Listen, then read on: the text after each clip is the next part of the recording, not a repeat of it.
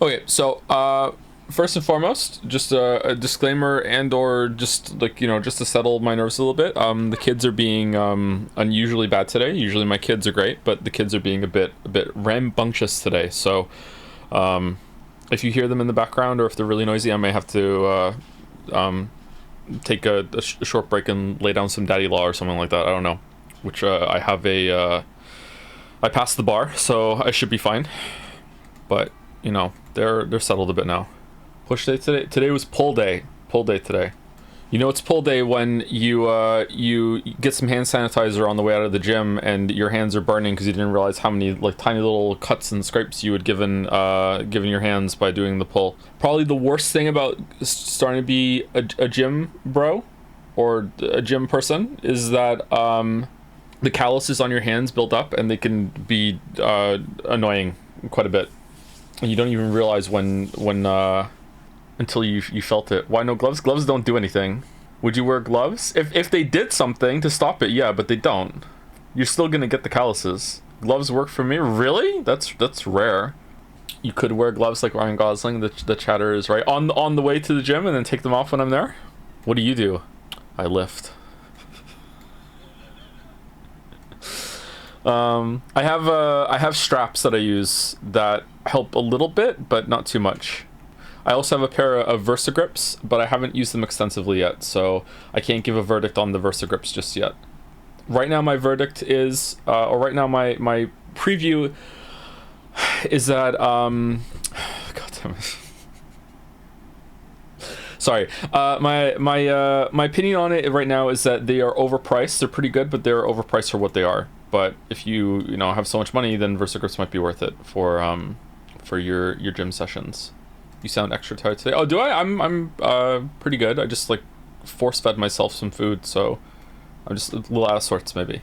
Did you see my Alan Wake Umi crossover joke on Jazz? I haven't really been on Jazz much today at all, so I haven't seen anything on Jazz today. Sorry. Umineko. Caffeine time perhaps? Caffeine doesn't really do much for me. I don't know. If I need one, I'll try an energy drink in during break if I need one, but we'll see. I feel like the energy drinks aren't doing much for me either. They do help with the gym though, so they help with the physical things, so maybe I should have one. Have you listened to Abracadabra yet? Yeah, I spoke about it yesterday, didn't I? Or was it just in text? I can't remember. Did Irene ask me in chat or did she ask me in mod chat? I can't remember. Yeah, I listened to it. I thought it was good. Kate enjoys Lady Gaga as well, and she didn't like the song that much. But we'll see. Maybe she's more into Taylor Swift at the moment. You mentioned reading again the non-human tea party. Yes, and that is question mark, I'm guessing. I want to see what Burn Castle says at the end. Who's your favorite character so far? Battler. I would probably say Battler, then if she continues the way she is, Beatrice. Battler, then Beatrice, then Natsui, then Kyrie, and then after that I stop caring. They're all about equal to me after that, I guess, or it's not worth delineating. Oh, she's here.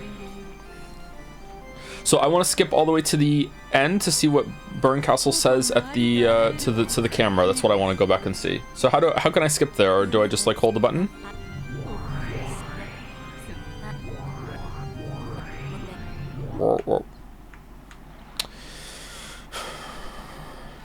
I know this is sudden.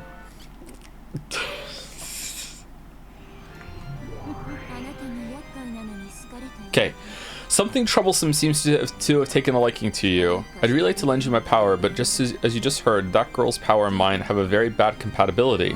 What's that like? Unfortunate as that may be, but you really are pitiful, so I'll help you out just a bit. Pitiful or pitiable? First of all, about that girl. She does have the name Beatrice, but that doesn't necessarily mean she is one individual woman. What the fuck does that mean? Burncastle, the witch of the fragments, who has lived 1,000 years. It is said she lives in a world where the concepts of fate and possibilities can be visualized. She observes the fate of humans and sometimes interferes. In other words, she really wants. Sometimes she is you, and sometimes she. What? And sometimes she is your only friend. Understand? No, she likes wine and spicy foods. She hates boredom and people who never learn. Oh my god, she's literally me. Why does she have a tail? Oh no. Also hates boredom. also 1,000 years. What happened 1,000 years ago? Did one big witch get split up into 12 Shadow of the Colossus witch fragments? I'm getting my games mixed up. By constantly continuing to think, I will live forever. In other words, if I were to stop thinking, I could die at any time. However, well, that's just everyone, love. However, once I start thinking again, I can also revive at any time. Hopefully that's everyone. That's why I'm fickle and whimsical. I live as I please, die as I please, and revive as I please. Okay, we already did this one, right? I remember reading that. Huh. But that doesn't necessarily mean she is one individual woman. Get what I mean? No. In other words, she's not some human.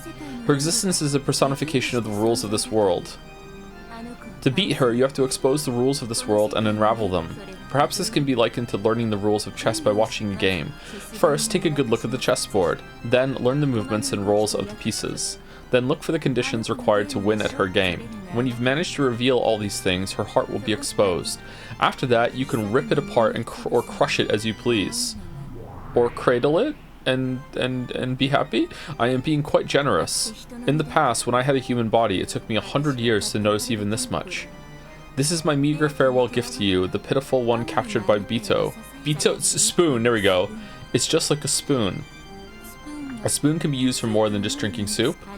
You can use it to dig through the prison you're locked in, or as a weapon to gouge the witch's eyes out. Of course, you can also use the spoon to continually sip the watery soup inside your eternal cell. Don't get the wrong idea, I have no intention of becoming your ally. I do feel empathy for you, but I won't help you. It's like I'm sitting in front of the television yelling at you on the other side, even though my voice won't reach you. So you understand that I'm a witch, right?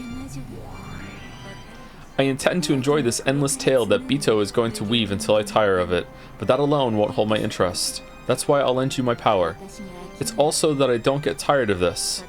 I am the cruelest witch in the world. Whoever the opponent may be, I'll make them surrender with certainty. Even if it's Beatrice, the Endless Witch, okay? Endless Witch. You are my game piece. Give it your best shot. I'll give you advice sometimes out of her sight. Don't bore me, okay? Giggle, giggle, giggle. Okay, but if I believe in you, does that mean I also have to believe in Bito? Is it just oops, all Bito? Is Bito's also in on this? Interesting. Okay. Interesting. Wasn't she also Chrono Trig? Wasn't she also one of the ones that something like if there's a chance of it happening, then it will happen? It was something like that, wasn't it? Maybe we should have reread the all of the scene, but it's fine. Okay, I barely remember that part except for the spoon, so I'm glad that we went back and read it. I wonder if we will be returning to some other stuff like that. Can you go over any off-stream or non-stream Ui talks? I haven't really had any. Except for the one that I mentioned in Persona 3 this week, where I feel like... Hold on, can I get into... where is it? Load? Where were we? These are all... Yes, when Kraus was on the screen, we were supposed to stop. Okay. Who are you? I feel like the first murder... See, people can lie, but I really feel like... The ambush group, these 5, definitely do not believe in the witch. 1000%. Maybe they're lying, but they do not believe in the witch. Therefore, my conclusion is that these 5, none of them are responsible for the shed murder. Because that is the first shot put ball that went on the track in order to get the shot put ball rolling for building belief for Bitirachi, right? And there's no way anyone would sacrifice himself for that. And I feel like it's kind of unhinged to do a murder that goes along with the epitaph somehow, even though the epitaph wasn't really understood all that well. So right now, I would say with, I don't know, like a 90% certainty that the killer or killers of the first 6 people is definitely... Now, I understand that some of the people I'm about to say were literally killed in that, but you could fake a death or someone's pretending, all right? Definitely not Rosa, definitely not Rudolph, definitely not Kyrie, definitely not Hideyoshi, definitely not Eva, okay? That's what I'm guessing. Despite them being dead, I still feel like it's possible it could be Kraus or Shannon. I feel like it's maybe a red herring that you automatically think that the bodies that don't have teeth and are covered in blood are the fake ones, when really it's the ones that weren't bashed in that could be the fake one, and they're just playing possum, you know, Wikipedia possum maybe. So I feel like it's still possible that it could be Kraus or Shannon, but there's no way Shannon could have done all the murders, so that means that it's someone else is working with them. In fact, the fact that 6 people were killed, maybe it's not even 6, maybe it's 4, how do you even cart them there? Makes me think like poison and then mutilated afterwards. But I wonder if there's like a detail in the food scene beforehand that that some people only had a certain food and other ones didn't, and you can key into that somehow. Anyway, I also think that right now there's no way in hell that it's Maria, Battler, George, or Jessica. I also think Natsui is innocent because I love her. So right now, for the first murder, my only suspects are the servants, probably in some sort of pact, Kinzo, Nanjo, or Kraus. Shit, I just realized I forgot to do something. Okay, that is, or obviously, sorry, it could just be oops, you know what, too hard to think about. It's just Bitorici. It's just Bitorici, okay? It's too hard to think about, all right? Yeah. I wonder if the whoever killed the first round is also responsible for the others. I don't know. Since the story has brought up the possibility of there being a like imposter corpse, I'm kind of stuck on that a little bit. Because there was a line Battler said about Nanjo being like, you know, when he's talking to Bitorici. Yeah. I thought her being able to do the high kicks, she knows how to fight. Probably the most lethal person on the island. I thought maybe that was going to be important in some way. And also they're really like drilling home how like the stakes that were used need some sort of tool in order to be in order to kill somebody. Okay. I really don't feel like I have enough information, but that's where my brain is so far. What happened last stream? Last stream we opened up with some scenes that were chronologically shattered, which is my favorite way of storytelling. Chronologically shattered with George and Shannon's relationship. And we found out that the reason why George and Shannon can even see each other is because Bitorici is made a deal with Shannon if Shannon would break a mirror on the shrine on the cliff, which is why I got struck by a lightning bolt afterwards with Maria. When she went ooh on the boat and pointed to it in the first episode. So Shannon is developing like a legit friendship with Bitorici. Canon doesn't like it. Canon is also developing something of feelings for Jessica and went to the school, and there's been lots of scenes with that. Eva was here. It's been mostly about Shannon, actually. Shannon and George, but mostly Shannon. I think that my read on it, and I actually hope this is right because it's really interesting to me if that's what the story is doing. My read on this is that most of this episode so far has been unreliable and is basically a different version of events that Bitorici is basically telling to Battler or presenting to Battler in a way to make him convinced that, look, I was actually here the whole time. Look, I've been behind the scenes. I'm you know, the witch behind the curtain. Wah ha ha. Because I feel like that's a really cool way of using, like, you know, her all-out attack that's in the episode description. But that's what my read on it is so far, and so far I've enjoyed the episode quite a lot with that interpretation. So I don't know if that's going to be what happens, but so far this story is very unpredictable to me. So I'm enjoying it quite a bit for that reason, actually. Anyway, is that enough speculating? Was that boring? We good? I'm looking at chat now. My eyes were closed before. Returning to old scenes shows how invested you are. It's a ton of fun to watch. Keep it up if you feel like it. Chapter selection after completing episodes is there for a reason. Yeah, but it's a game. It's cheating. It's cheating. It's cheating. It's cheating. Can we read the epitaph? Nope. Have you eaten today? The stream is late because I ate. Yeah. I had 2 protein bars and I made myself 2 burgers. It's a game. Speculation is gameplay, Chad. Wow. Okay, let me say some rapid fire thank yous and then we'll get into some serious reading. Do we want best girl on the screen? Oh, sorry. Best girl on the screen? Here we go. Burgers with what? Ketchup, mustard, and cheese. Thank you, Time Traveler 2009, for resubscribing. Hi Joe, can't think of anything crazy to say, so I will be nice and say this past month has been a blast. Hope you enjoy the rest of your year. Aw, thank you, Time Traveler. My life has rapidly changed in the past couple months to like I don't know, like depression, idle Factorio, just staring at the screen, to like legitimately feeling like there aren't enough hours in a day, not even close. So, you know, it's a really good change. Maybe it shines through, I'm not sure. Thank you, Mulby Gulby, for the resub. Joe, sing us something that comes to your mind first. No, not... Joe does not sing. I don't sing. Sell mangoes, all for the resubs. Hey Joe, I've been getting into the Amazing Devil since I heard you mention them in a VOD. What's your favorite song by them? My favorite song by Amazing Devil is my favorite song, period, and it is Love Run Not Yet Reprise. It's the last song on their first album.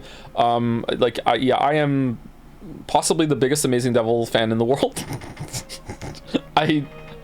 I don't know.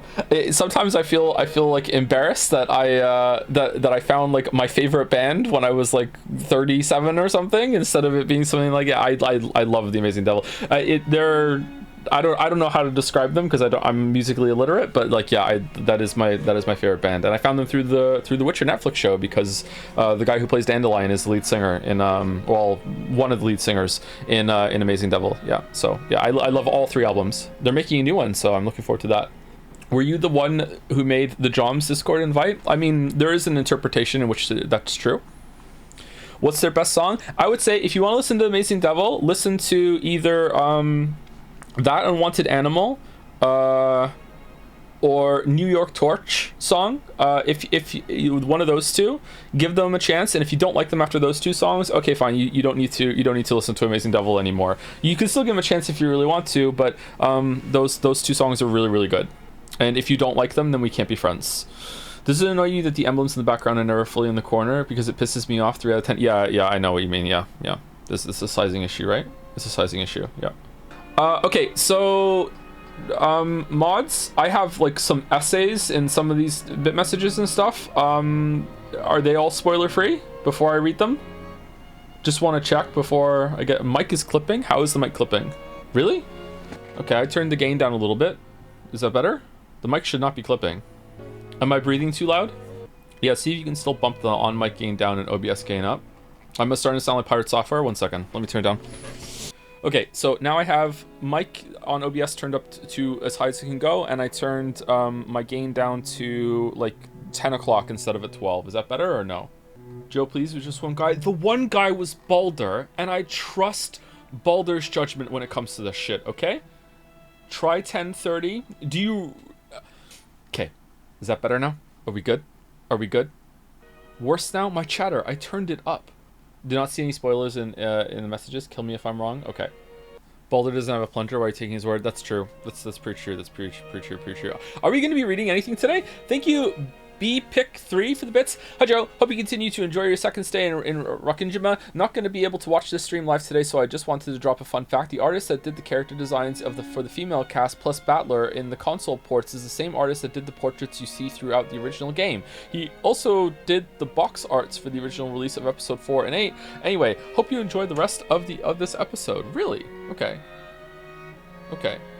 Thank you, Malarius85, for the resub. Hi Joe, I would like to file a complaint against Man of Answers for still not having monetization enabled on his YouTube channel, thus depriving me of the opportunity to throw a super chat at this Life is Strange Double Exposure Ultra Abridged video yesterday. Okay, yeah, so I'll repeat this again. If you do any highlights or VOD re-uploads or anything like that, why am I being Joed?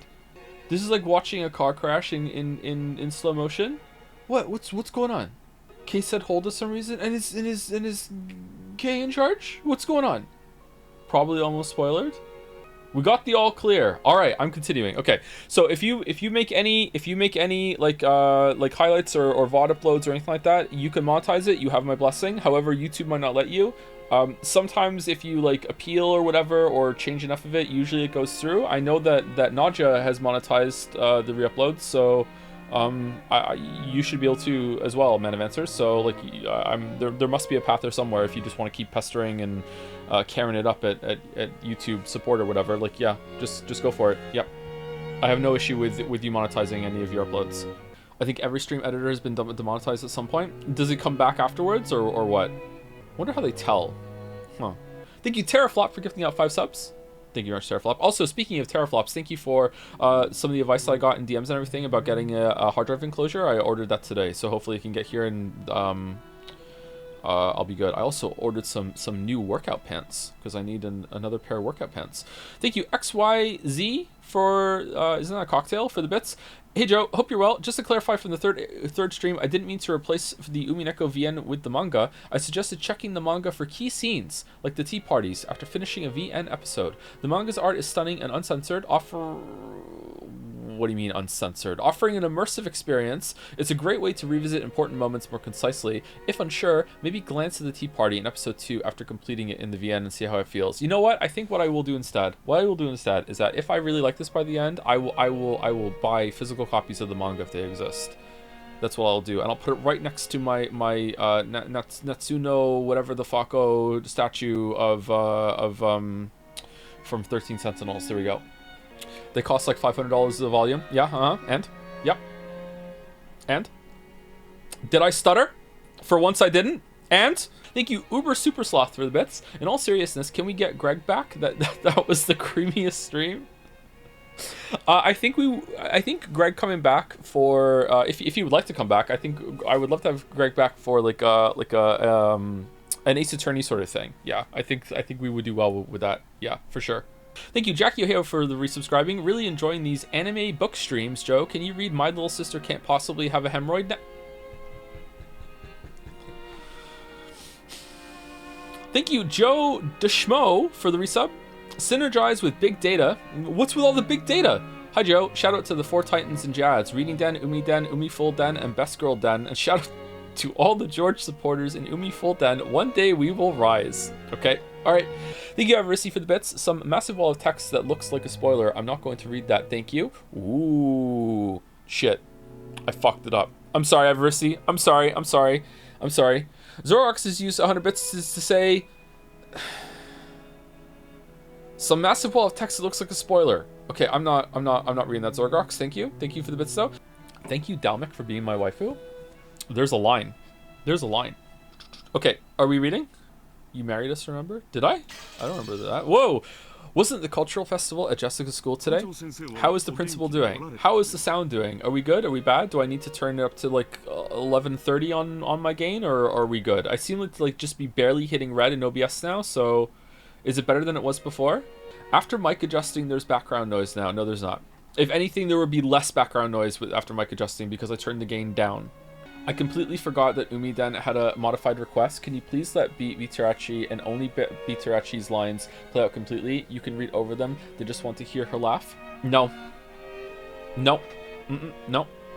Who's your champion now, Umiden? What are you gonna do? Mouse has asked. The streamer has said no. No, Lamayo. Now what? Now what? Yeah, of course I'll do that. Yeah. What else am I gonna do? Wasn't the cultural festival at Jessica's school today? How is the principal doing? She's back. He seemed to be in good health. That's right. Diet member Takamiya was also there. Okay. Who's like full sugar Takamiya? Like, he said to give you his regards. Busy as usual. It appeared so.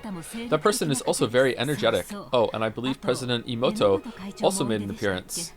Okay, I can see Jad's behind me and it's kind of distracting me. Hold on, let me go on Steam. There we go.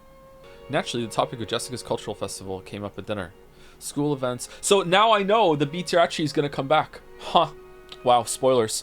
School events often become social gatherings for local volunteers. It was the same for the Ushiro family, who were celebrities around here. Natsui remembered the name of one VIP after another at that social gathering, telling Kraus the news about them. Jessica didn't really have any interest in that discussion and rudely slurped her pumpkin soup with a spoon that she also used to dig out of a prison. Milady, perhaps you ought to take more care with your manners. Yeah, sorry about that. Jessica, how many times must I tell you to watch your language? Yes, ma'am. Jessica answered, discouraged. When he saw that, Kraus smiled a little and paused his conversation with Natsui. How was the festival for you, Jessica? Huh? Well, it was okay. I was watching. You did an excellent job. Really? Huh? Well? Jessica's face turned bright red. She probably hadn't imagined that Natsui would actually come to see her on stage. She felt a mix of happiness and embarrassment. Actually, she hadn't really wanted her mother to watch, since she didn't want to be told that her music was inappropriate for the Ushiromiya family, but it certainly didn't make her unhappy to hear parents say she'd done a good job after watching her try her best. Jessica acted with both composure and dignity, fitting behavior for the student's representative. Oh, yeah. The smile that had been there until a second ago crumbled like sand. Jessica immediately realized that her mom was talking about something different. Jessica was also the school's student president. She had no interest in doing something so annoying, but her parents had been pushy, so she grudgingly accepted. Unfortunately, she was popular at school, so she won the election easily. So Natsui was praising her for the student council sponsor without a boyfriend council sponsorship ceremony at the beginning of the cultural festival. Actually, she had just carried that out half-heartedly. After that, she immediately met up with her friends and held a stage rehearsal for the rest of the time. That experience of standing above people and bearing responsibility will surely prove useful in the future. I'm sure it will help Jessica mature as a member of the Ushiromiya family. But you rushed a little while giving the greeting. You gotta pass on content, but the fast pace of your speech lessened the impact. Is this the first time we've ever seen Natsui interact with Jessica without Eva around needling? Man, the way that the Ushiromiya family here is on the island in their own fucking world with their own fucking rules, I'm guessing is supposed to be like a juxtaposition, or if we want to be really fancy, just a reflection of the rules about the witch and everything like that. It might help if you develop a oh yeah, they did interact with the charm. Yeah. It might help you develop a habit of pausing every once in a while. It might help if you develop the habit of pausing every once in a while. Yeah, me too. Yeah. After she finished eating, Jessica didn't feel like going straight to her room. Her room was basically the place her parents had ordered her to be, so perhaps for Jessica, instead of returning to her own room, being in an unknown location in this large mansion was a meager form of resistance.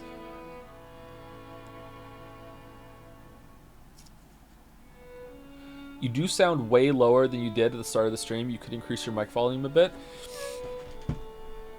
Jessica felt that even being in the mansion made it hard to breathe, so she went outside to the rose garden. Is it good now or no?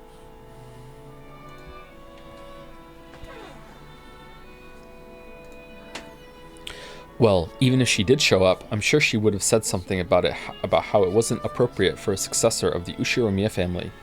So isn't it better this way?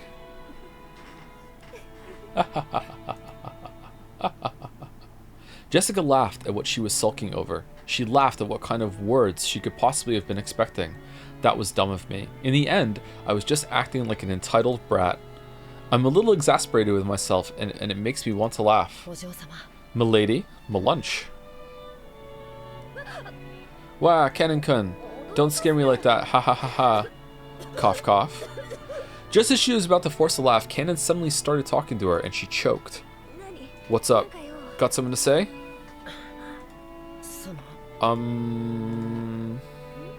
Yes? Jessica's expression became the one she always wore when looking at Canon. The listless Jessica from a second ago was gone. If he had still only known Jessica as the eventual successor to the Ushiromiya family, as he hadn't until yesterday, he might have mistakenly thought that Jessica's mood had sprung back to normal. But that wasn't right. He now knew a part of her that he couldn't have seen until yesterday. It exists. So he understood that there was no way Jessica actually felt the way she appeared. Oh, about today's cultural festival. Well, thanks for coming with me so I could show off. You saved my butt out there. That song. You were really good. Was she? What? Really? You're embarrassing me. Even though she had heard the words she most wanted to hear, Jessica acted shyly and couldn't accept them openly. Yeah, we know. I cannot sing. And I don't know how to play any instruments other than the harmonica and the recorder, which I learned in elementary school. So I simply assumed you were the same, milady. At the time, Canon had isn't the recorder. You know what? I'm gonna have a music take. I'm saying it. I don't care. The recorder is just the worst instrument ever invented. Fuck the recorder. What, like, fucking, like, that's the like, oh, my kid wants to learn an instrument, let me just go get a $5 recorder, here you go, bullshit. Like, now shut the fuck up about wanting to learn a fucking instrument. You wanna know how I know that is? Because that's what happened to me, okay? Recorder is just, like, look, it's not fun, it's not interesting, it's fucking stupid. It's stupid. Hates the recorder. Hates the recorder. There are worse instruments, but are there? Are there? I think even the triangle is better because you can't fuck it up. You just stand there and hit your fucking triangle when you want to, and at least you're a part of it. The recorder is just like the perfect marriage of like not enough going on, but also just enough going on that you can't just stumble your way through it. Fuck the fucking recorder. Kazoo? The kazoo sounds awesome. It's a really good sound. Did you try harmonica and traumatize your entire neighborhood? I did try harmonica at some point. How do you clean them? Just wash it? Can you just run some like soap and water through it and it's fine, it won't break? Joe, did you know that each episode has 140k plus words and they were still releasing 2 episodes per year? I've been told, yes, yeah, I've been told the amount of words that are in some of the episodes, yes. What's a recorder? Never heard about it as an instrument. Just Google it real quick and you'll find it. Bullshit instrument. At the time, Canon had never felt as though he'd been looking down on Jessica in this way. Mostly because she was taller than him, but all the people he'd seen playing special instruments were on the other side of the brawn tubes in the TV. Brawn tubes. At the very least, he'd been under the impression that it'd be impossible for Jessica. I am furniture, so I didn't believe there was any need to sing or play instruments. But I'm not sure anymore. Seriously, Canon-kun, enough with that I am furniture business. That's like a proper attitude you servants are supposed to have, right? Servants are supposed to be like living furniture. Genji-san says it a lot. It isn't just a proper attitude, because we really are furniture.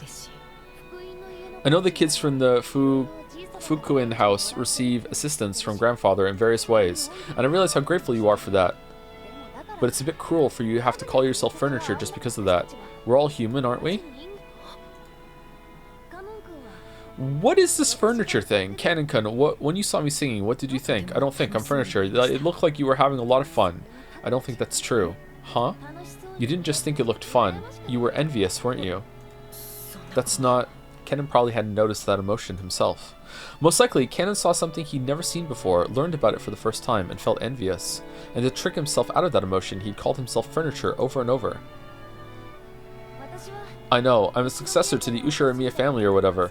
And, well, I'm sure there'll be a lot of annoying stuff to do from now on. As far as that goes, I can't do anything but give up since I was born under an unlucky star. Probably, just like you had to live at the Fukuin house, I don't have a choice either. You been talking to George? I couldn't choose the stars under which I was born. That may be true. But there's one place where you and I are completely different. Know what that is? I am furniture, and Milady is not. He was about to say that, but stopped. I do not know. Canon-kun, you decided that your fate determines everything about you and gave up, but I can't accept this kind of fate, so I do the best I can. So while there's still the... Oh, my headset is really bothering me today. What the hell? Ow. Sorry, 1 second. Oh, okay, I hurt my left ear. How did I hurt my left ear? Oh, no. How? Oh, okay, I can't wear this. Oh, shit. Okay, I don't have music for this stream, sorry. Oh, ow. Oh, shit. So, while there's still the rigid and cornered me that's gotta stay as the daughter of the Ushiramiya family, I've created another me that can do what I like to the fullest. I don't know what I did. Just like, wow, it really hurts. Another you. Maybe I slept on it funny? Hold on.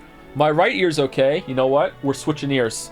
Headset on the right ear instead of the left ear. Here we go. Oh, I'm all out of sorts now. I'm not used to this.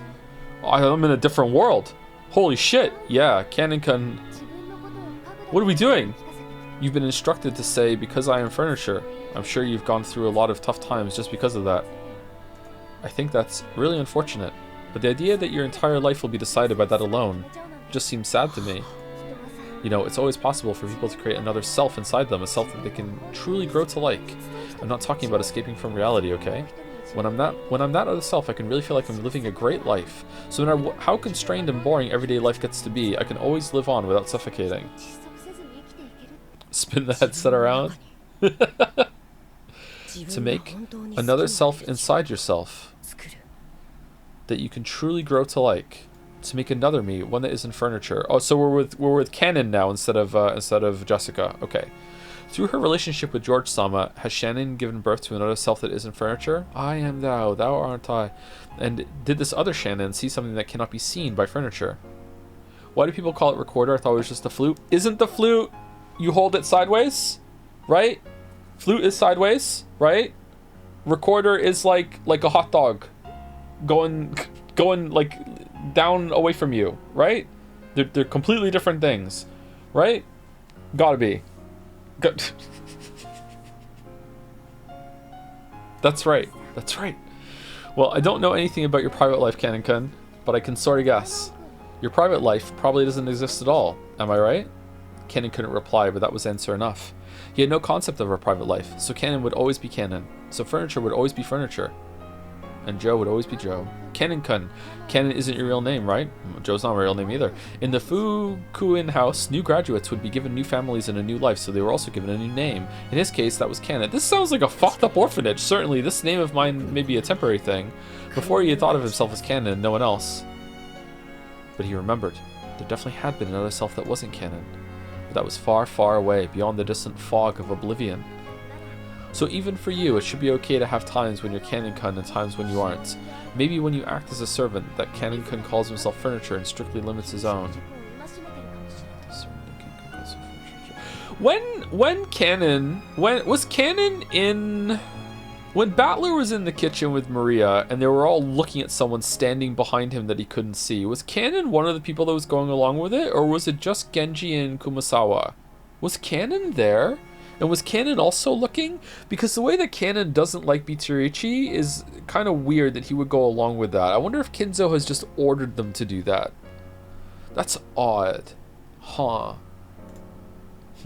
But when you aren't Canon-kun, I think it's okay to live much more freely. Those words definitely weren't just lip service. Jessica had also been like this in the past. She had cursed her own birth into an environment different from all her friends in school. Only she had been in a heavily constricted environment, forced to learn all sorts of things, and she had even been told whom she was and wasn't allowed to play with. It may have been sad, but she'd given up, resigning herself to the fact that she'd been born under that kind of star. But one day, Jessica stopped giving up and surrendering. Stuff like Ushu. You know what? I gotta say, it must be, despite the life of luxury that you have, and you never have to worry about like food and clothes and shelter and all that. That must suck. Like, everything's relative. I hate to hate on rich people just because they're rich for that reason. There must be some struggles about it, but god damn it, it is really hard to empathize with people like this. You know what I mean? But it must be hard, especially when you're a kid. When you're older, you have a lot of choices. You can decide how you want to view the world and what you want to do with like the money and the resources that you've got and everything like that. But when you're a kid, it must still be pretty tough, actually. It really isn't hard to empathize. I don't know, like, if you have ever been in a position where you have seriously had to like scrounge and make some really tough decisions and skip meals in order to make ends meet, I feel like it can be pretty hard to empathize with someone who's ever complaining about you know, like, never having to worry about that because their life is hard in other ways. Okay, that's what I'm talking about. But I'm trying. I don't think it's right of me to have that perspective, but I'm trying to, you know, empathize with someone who still has quite a lot of privilege and everything like that. You know what I mean? Right? Yeah. Stuff like Ushirimiya family customs and pressure didn't matter. She created a real Jessica inside herself, one who could do what she really wanted to do. You know, I go by the nickname Jessie at school. When I'm Jessie, I live life honestly and to the fullest. And because of that, I can do my best when I'm Jessica too. Would it really be so bad if you could also have times when you're canon and times when you're your real name? When you aren't canon, can't you try becoming another self that you can like? A time when I am not canon. He once thought of his real name as being completely meaningless. Because of that, he thought that canon summed up everything about him. Well, that's how I am with Joe. And now Jessica was telling him to create something new, another self that wasn't canon. Canon-kun, if you don't mind, tell me, what's your real name? He was silent for some time. It's like Kaio or something, isn't it? Maybe Canon's real name had risen to the tip of his tongue. After hesitating for a long time over whether he should say it, in the end, he swallowed it back down. Ooh. I forgot. My name doesn't matter anymore. Those words contained a faint rejection. No matter what kind of real name I had, The only truth now is that here I am canon. The past has nothing to do with anything. The materials with which furniture is made, be it a trunk of a tree or otherwise, are meaningless in the end. I told you to stop that. You aren't furniture, you're human, right? I am not human! I am not Big Chungus. Canon clearly voiced his refusal. It was with a rage that he normally didn't show. Jessica couldn't say anything back and was struck silent. You are human, milady, so you are free to live any way you please. And any kind of furniture is possible for you. Sorry, fuck, oh my god. Any kind of future is possible for you. It's almost like you have wings and can dance through the sky like a bird. But I am not like that. Even if I look like a bird, I'd be nothing more than a domestic duck. Even though they have wings, they cannot fly. To speak to me of that dream in the sky, despite that, it's just too cruel. Furniture and ducks? What the hell is all this? No. Jessica had unconsciously gone along with Canon's forceful manner of speaking, but she realized that she shouldn't fire back and swallowed her words. I don't know anything about you. I don't even know your upbringing, and I don't know the hardships you've been through. So I can't even imagine why you started calling yourself furniture. But know this: you aren't furniture or duck. You're a real human. And when I'm the head of the Yushirima family and I inherit all this, I'm gonna make sure that you're treated better, right? Let's go. No. If you want to say Canon-kun's furniture when he's working as a servant, that's fine. But in that case, don't you think you can create a self for when you aren't furniture, for when you're human? Only a human like Milady can embrace that possibility. I am not like that. I have no future, no possibilities, no dream that I am allowed to see. So, Milady, please don't say any more cruel things. Why? Why do you say stuff like that? Because it seems you mistakenly think I'm a human, the same as you, milady. We are different sorts of beings. I just wanted to make that clear. I heard from Shannon. Something about milady liking me. Huh, what? No, you're gross. I look almost identical to a human. So, like Shannon, I could probably delude myself into thinking I'm a human and pretend to love for a time. But then, I would surely be fooling myself. No, I would be fooling you too, milady. Shannon and George-sama will definitely fall apart. Even though Shannon herself probably realizes that day will come, she's taking part in such a stupid... There's nothing stupid about it! Sure, George Nissan's a wonderful person.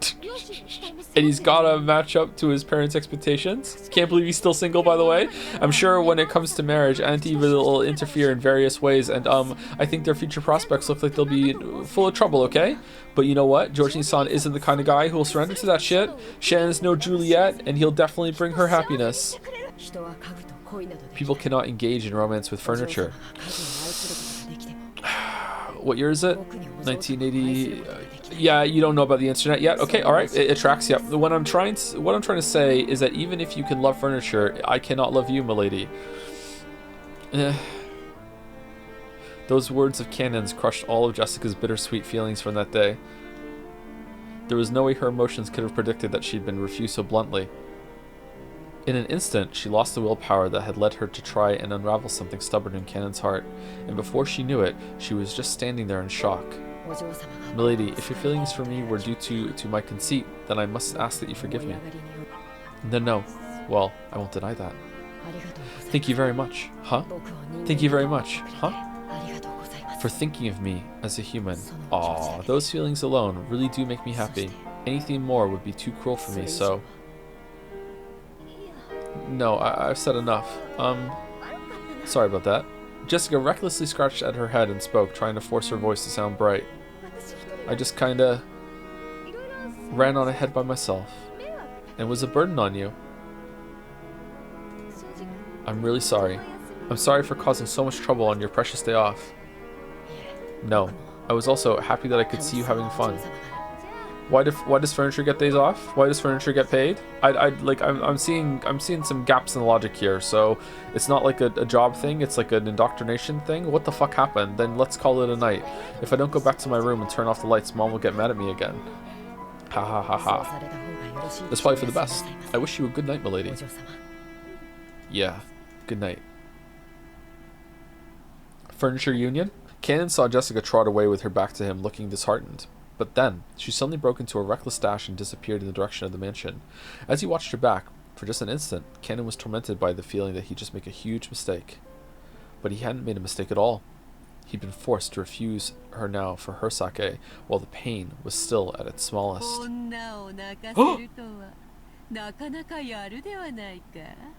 Nice going, making a woman cry like that. She's back! Didn't expect you to refuse her that strongly. If you'd given a normal answer, another pair of lovers would have been born thanks to my magic.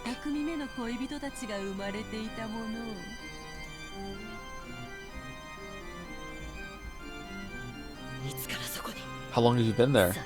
What a horrible person. When he turned around, the witch was suddenly there. It looked like she'd been there the whole time. Watching the two of them through as though enjoying a play. I shall forgive you for your insults just this once, in deference to that amusing little show. Okay, it's not the first time. Even after 1,000 years, no more interesting show exists than complications between boys and girls. So true. To me, it's a pleasure that's better and more addictive than opium. Kennen pulled the butterfly brooch out of his pocket. It was the manifestation of the great magic that the witch had bestowed. Without hesitation, Kennen slammed it against the ground and stomped on it. Ho? What is the meaning of this? You know that was given by me.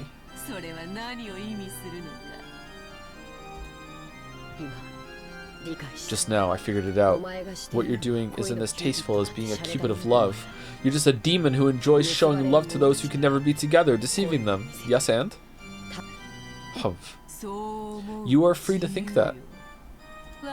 Most humans I lend my power to say the same thing.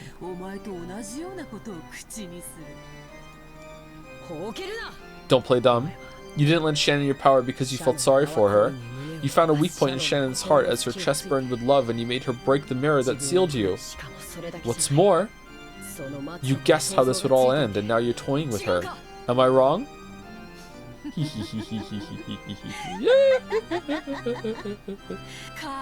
Furniture has a thoroughly pitiful existence. So you have no dreams, no future, and even no love? Good, good. There is nothing better than knowing your place. No maidens? Cackle, cackle.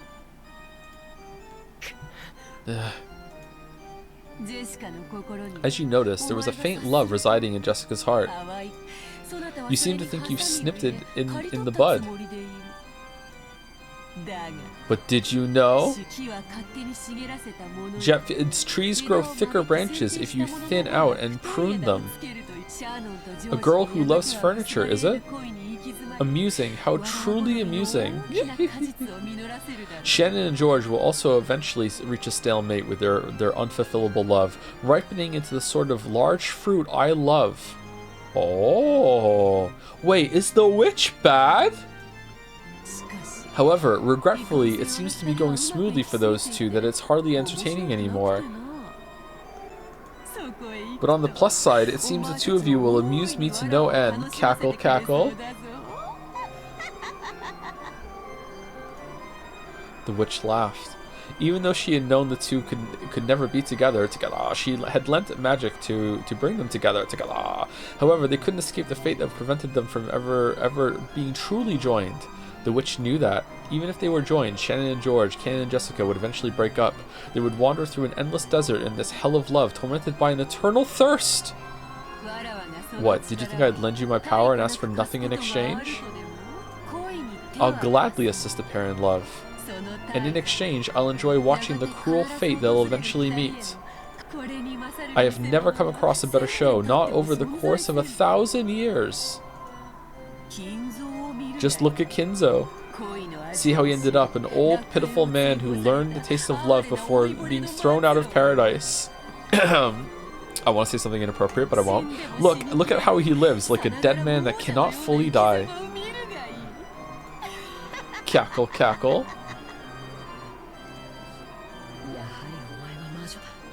You truly are a witch. Disappear, get out of my sight, demon. Oh, I would disappear even without your prompting. My power still hasn't returned. It is still tiring to continue showing myself, but I still did, just to own you.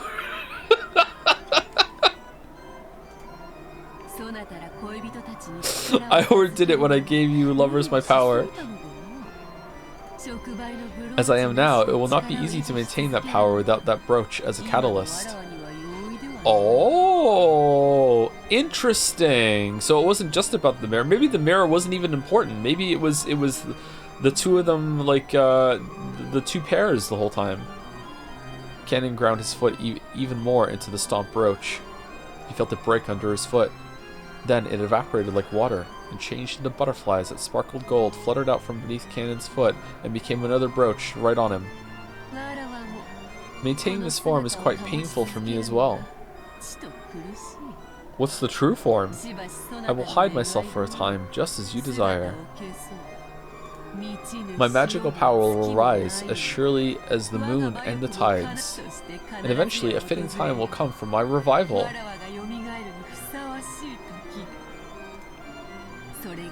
I know not in the slightest whether that will be tomorrow, next year, or even 100 or 1,000 years in the future.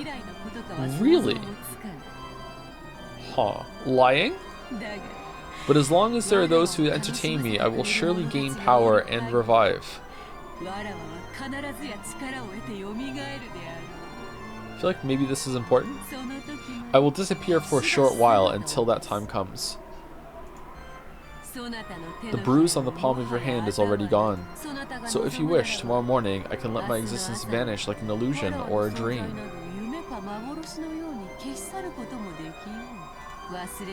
After all, nothing saddens me more than being forgotten. However, I will surely be revived. Be on your guard so that you will not regret that day's coming when it arrives.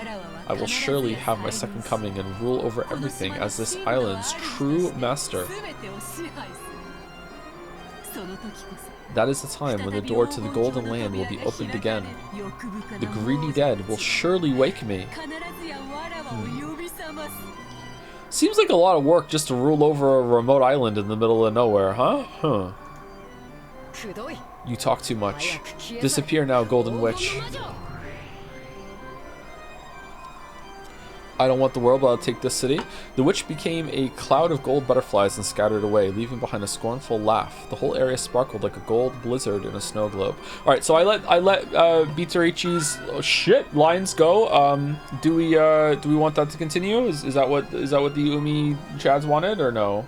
Yeah, we like it. We like hearing her. You don't got to do that. I actually do, just for the laughs. Anyway, the whole area sparkled like a gold blizzard in a snow globe. It was a fleeting, fantastical scene that disappeared in a heartbeat. Just for the laughs is fine. What if chat stops laughing? Okay, I don't like that the headset is on the other ear. I'm uncomfortable. I don't like this. Thank you, Henry Wyatt, for the bits. I hate how fiddle can make me sad so easily. I don't recognize instruments that well. I think maybe I recognize the cello more than anything else, yeah. I'm so musically inept. God damn it. I still really want to learn an instrument. It's either piano or guitar for me. I'm not sure which one I'm going to go for. Or keyboard. I practiced a little bit on keyboard last year. Naji used some bits to say, what do you call a witch that likes the beach? A sand witch. Nice. Nice. Nice. Alright, let's continue. The witch can no longer be seen. Love is gone. However, Cannon felt like he could still hear that hold on. Did he just have like a moment of love with Jessica and then he could see the witch? Shannon is loving George. When else has she showed up? No, I don't think that would. Maybe in Somerset, I don't think that's the only thing. However, Cannon felt like he could still hear that shrill and pleasant laugh.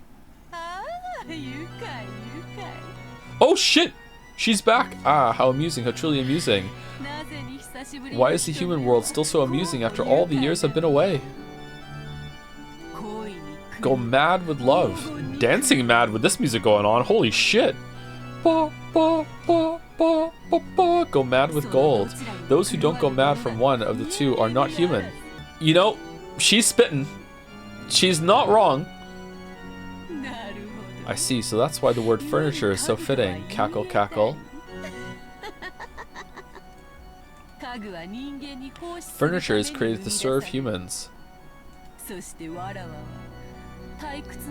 And I cruelly treat humans as playthings to sate my 1,000 years of boredom. What a truly amusing three-way deadlock that I cannot control furniture. Kinzo, you fool! What a truly entertaining scheme you've worked out.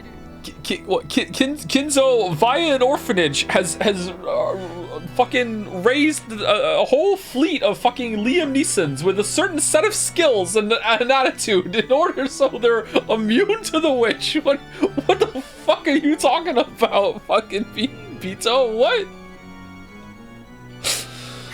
Furniture, you fools! Just try and see if you can fell me. Tonight, 2 seeds of love have been sown, including the one already sown. That makes 3! Oh, what's the first one?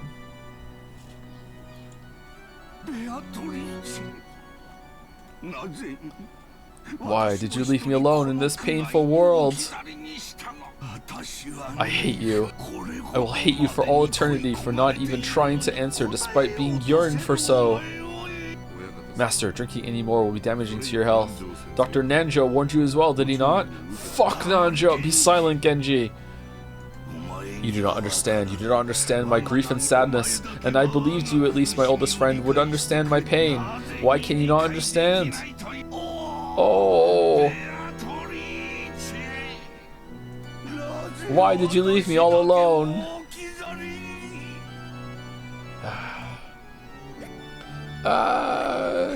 Hick hick. What the hell do you mean, furniture? I don't get it. Oh, poor Jessica-sama. Even though the cries I hear coming from your room tell me of the situation, there's nothing I can do.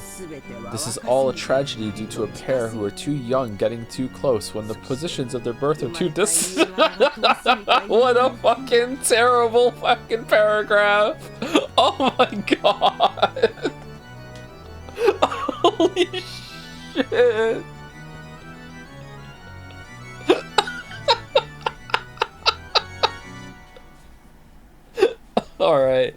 Alright, this is getting cut for sure.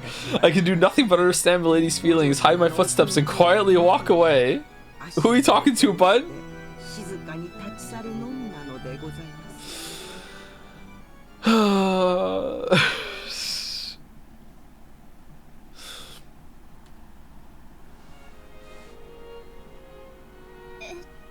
Oh, we're back on the trip. Alright. Thank you, Tomokomat, for 1,000 bits. More bits from Tomokomat. Thank you very much. With the jumping up and down Igus gasp. Very well beloved emo. Was Kumasawa just fulfilling the part of a Greek choir? I wanted to say that, but I forgot the term. Yeah, it seems like that, right? Like, now hold on, let's have a character come out at the end of the scene and explain it to everyone in the audience that's stupid. Here we go. Alright, let me just reply it, man. Where was that character in Silent Hill 2? Come on. I could have used that. What do you mean by that? George-san? I mean what I said. I still haven't built up my castle. At the beach? Oh, this is a new background, isn't it? Once I manage to do that, I'll finally be able to think of myself as an adult.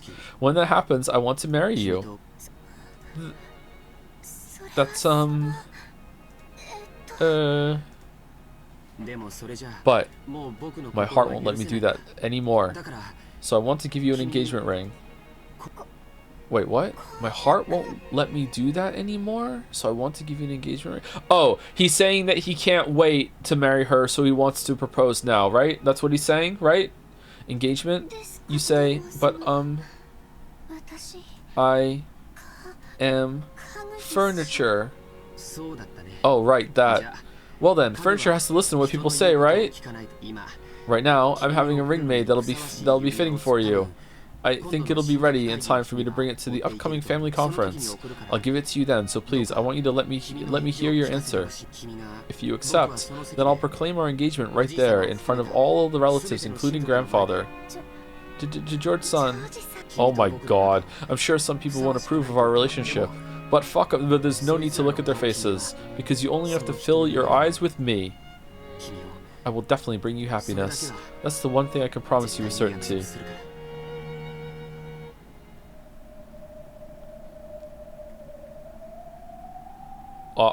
Uh-oh. I just can't wait to see how it will ripen. The gold butterflies do not swoop upon the juice of overripened rotting fruit. I cannot wait for the day of harvest to come. Is the time of the banquet here yet? Cackle, cackle. Enjoy, chat.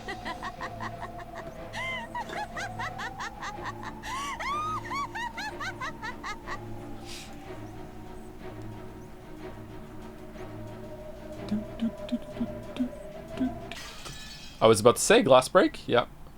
Man, I can't wait to hear Bito's like reasoning for all this that are going to make perfect sense. The first day, October 4th, 1986. Is this the day of the airport?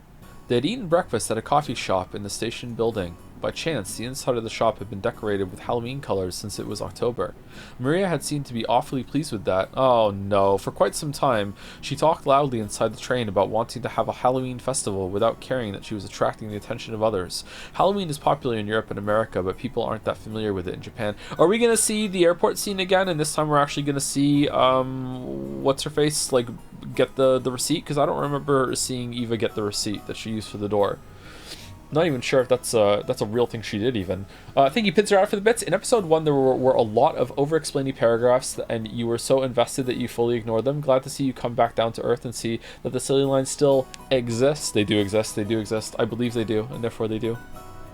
And my belief is what makes them silly. You know, I could just read over them, right? The shopping district was colorfully decorated with orange pumpkins, but the costume parades of children demanding sweets and saying "trick or treat" were nowhere in sight. Ooh, I want a Halloween festival. I don't want to wear these clothes. I want to look like a witch. You already wearing a costume. Family conference isn't for playing. We're going to meet grandfather, so you have to dress up nice. In a crown, just like he likes for some reason. While it wasn't completely full inside the train, it was really packed, with almost all of the seats occupied by passengers. Maria was making a fuss among them, stomping her feet on the seat while Rosa scowled at her. Rosa had warned her many times to lower her voice, but Maria hadn't obeyed her at all. Once Maria got like this, no matter how much you tried to explain the situation or calm her, she wouldn't listen.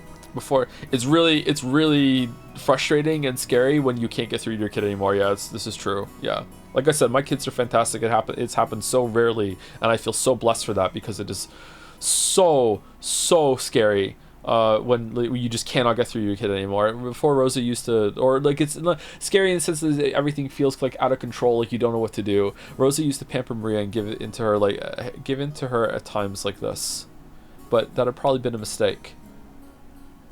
Surely Maria had gained the mistaken impression that throwing a tantrum long enough would make her mother give up and do what Maria said. Yep. Rosa had realized that error with the help of an educational book, and since then, she'd hardened the part of her heart that wanted to pamper her beloved daughter. Her mutual understanding with Maria began to grow weaker and weaker, and she began to get discouraged by her own powerlessness more and more often. Halloween, Halloween. If you don't give me sweets, I'll play a prank. Ooh, ooh, ooh. I don't have any sweets to give you. We just ate breakfast. If you don't give me sweets, I'll play a prank. I'll pretend to be a witch when we're at the island. I'll do it. Look, I'll do it. Give me sweets, though I don't have any. Okay, well, I'm going to pretend to be a witch the whole entire trip. There you go. That's all I'm doing. If you don't give me sweets, I'll play a prank. Ooh.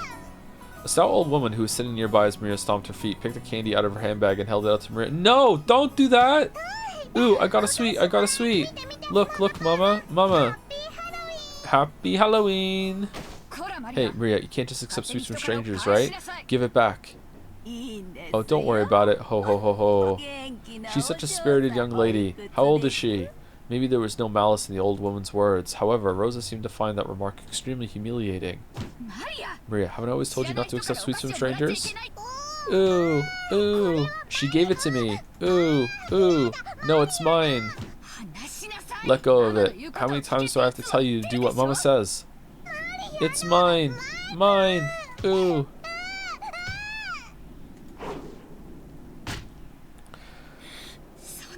Don't I always tell you not to say ooh, ooh? Ooh.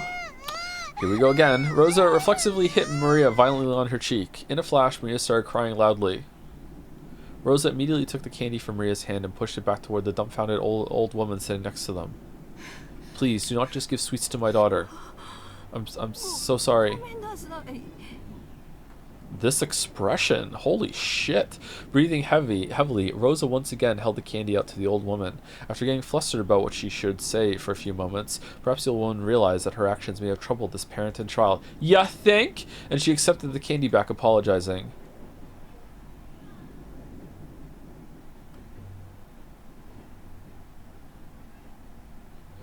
After that, Rosa took notice of her surroundings. Her daughter's clothes were all messed up. She was crying and shouting with her nose dripping. After Finn was born, we took him to the doctor, and I was standing holding him by myself, like outside of the waiting room, because wanted to be careful about exposing the baby to possibly like a bunch of sick people in the waiting room. I think this is like maybe overprotective, but I think it's like it's smart, right? So we stayed in the hallway outside of the waiting room while it was our turn. So I'm holding Finn in my arms, you know, like I've been a dad for like I don't know, like 5 days, okay? And this old lady comes out of the waiting room and sees the baby in my hands, comes over, looks at me and says, "Oh, baby," and just immediately shoves both of her fingers right towards his face. And I, with instincts that have still surprised me to this day, like immediately like move my arms away from her and then turned and just looked at her and said, "No, don't touch the baby." And she looked at me, rolled her eyes, and went and just like stomped off. And I have been angry at this stranger for the rest of my life since. People most people are fine with like not interacting with your kids, but other people are like have no filter, no boundaries, don't give a shit, and they will make you feel like shitty when it comes to this. Moncton moment? No, this was Toronto, bro. This was Toronto. Yeah, some people just do not give a shit, and there were many dumbfounded passengers watching them. Except for the sound of the train running, the interior was completely silent. Fortunately, that pitiful silence didn't last more than a short while. However, it was followed by an even more painful atmosphere as everyone began to whisper. Maria shouted, cried, kicked, and stomped her feet as usual, paying no heed to the people sitting around her. Impulsively, Rosa tried to slap her again, but she noticed the cold eyes of the people in the train and couldn't. Wow. Okay, so what happens in private then? Holy shit, Rosa! When the train stopped, Rosa forcibly pulled Maria's arm and got off, almost dragging her daughter along. Maria didn't stop crying. Rosa took her to the end of the platform and hit her cheek again. At the moment she was hit, Maria stopped crying for an instant, but before long she shouted and cried even more than before. Overwhelmed with emotion, Rosa grabbed the nape of Maria's neck and dragged her, tugging at her hair. Ooh, ooh, ooh, ooh. Mama, it hurts. Mama, it hurts. Ooh. Did I tell you to shut up? That ooh of yours. I told you to stop. That's the reason you can't make friends in class, right? Get a hold of yourself. Why are you still a kindergartner inside your head? Why can't you do what Mama says? Why? Why? With those severe words, Rosa hit Maria's cheek over and over again. The more Maria cried and shouted, the more Rosa hit her. The more Maria was hit, the more intensely she cried and shouted. Okay, all right. So, Mama, it hurts. Oh man. Do I want to talk about this? Maybe some people are gonna hate me for what I'm about to say. I feel like this is a really great example of why society needs to have a lot more social programs and a lot more open about discussing problems with families and all this other shit. Obviously Rosa should not be raising this child. Absolutely not. Definitely. But at the same time, does she have literally any other option in the society that she's in? Maybe. I don't know. I don't know the rest of the situation. Don't get me wrong, this is completely unacceptable, but Maria does seem to be quite a problem child and have a lot of issues. And Rosa, she just said she read the book, she's trying, she's just clearly just at her wit's end and has possibly been at her wit's end for I don't know, maybe years. So it's holy shit, you, I don't know, I don't know the rest of the details, but yeah, it's really heartbreaking. Anyway, that's all I want to say. Let's move on. Mama, it hurts. It hurts. This is uncomfortable. Mama, save me. Mama, save me. Ooh, ooh, ooh, ooh. Why can't you stop saying ooh, ooh? This is exactly why you can't make friends. This is why Papa's business trip never ends. Bars? This is why I... Excuse me, ma'am, is everything alright? Do you want something? The one who timidly called to her was the station attendant. Rosa glared at the attendant with a look that said, "Don't butt into the problems of a mother or child stranger." Of course, the attendant surely hadn't wanted to get involved either. However, Rosa had been yelling on the platform for a much longer time than she had imagined. Her emotional scolding had led to the passengers on the platform to advise the attendant to call out to her. Rosa yelled at the attendant, saying not to worry anymore since they'd be getting on the next train. And then finally, or rather for the second time, she noticed the passengers on the platform staring at her from a distance. Rosa sweat slightly and felt a breeze make her sweat go cold, tormenting her. Maria still kept on crying, shielding her own head. Of course, if this beating continued, she'd probably keep crying indefinitely. I did it. Again. As the terrible heat in Rosa's head faded, she knew she had surrendered her soul to evil again. Mama, mama, mama, come back. Ooh, ooh, ooh. Rosa fell to her knees and hugged Maria, whose face was all soggy with tears and mucus. Maria, I'm sorry. I'm so sorry.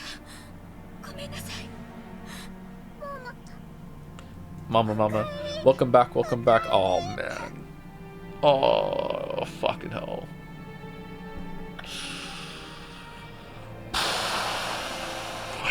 Finally, Maria realized that her mother was her mother again.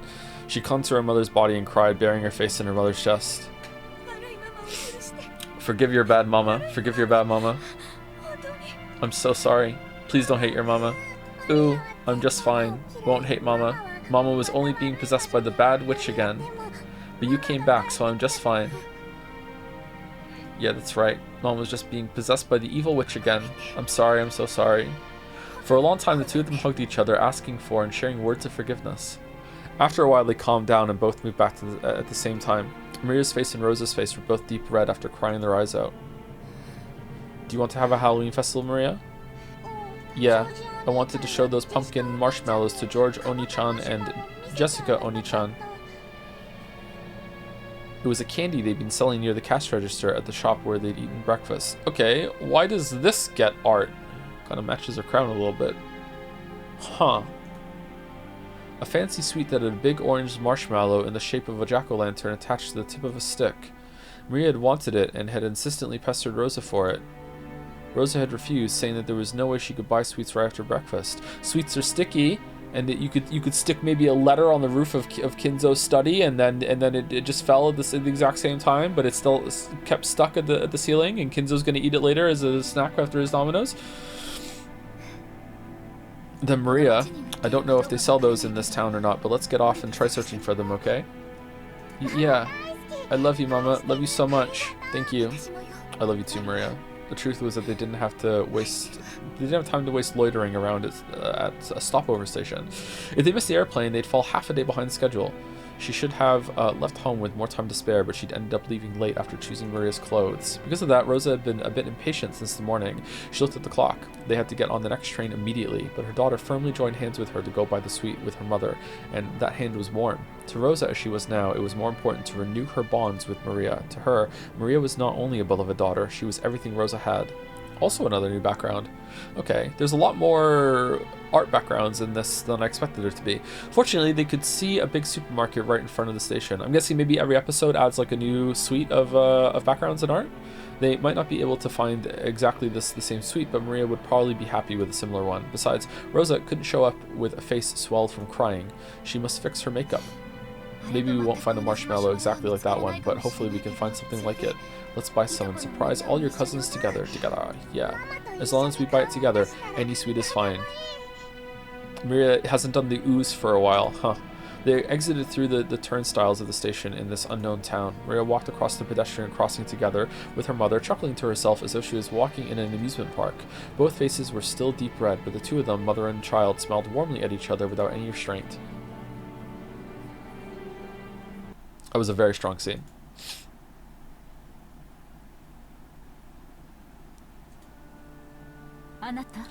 Dear, what are you doing in a place like this? Oh, it's you. It's nothing. I just find this a pleasant place to think. All of our preparations for today have been completed. Why don't we have some tea and relax while we wait? And in the background, Beatrice is like bum bum bum bum bum bum bum on her head. Forgive me, I'm always making you handle such troublesome matters. Please, rely on me even more. I am your wife. Naturally, I'm grateful to have you always come to my aid. That's precisely why I am able to devote myself to my work. I understand. I understand about your work. See, the reason why I suspect Kraus as perhaps being behind it is again because of that sticking point I have with the corpses, that his wasn't mangled. But also because he found the gold bar and he's in really dire straits, maybe he's like bought in. He's also like potentially been the one that has been exposed to most of the servants going along with this shit too. Like maybe he's even seen the witch, or he thinks he's seen the witch. Like, understand about your work. And the topic of father's inheritance, right? That has nothing to do with you. It's nothing more than fishing for rotten meat amongst greedy siblings.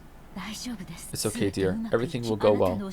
Your businesses have never failed to work themselves out.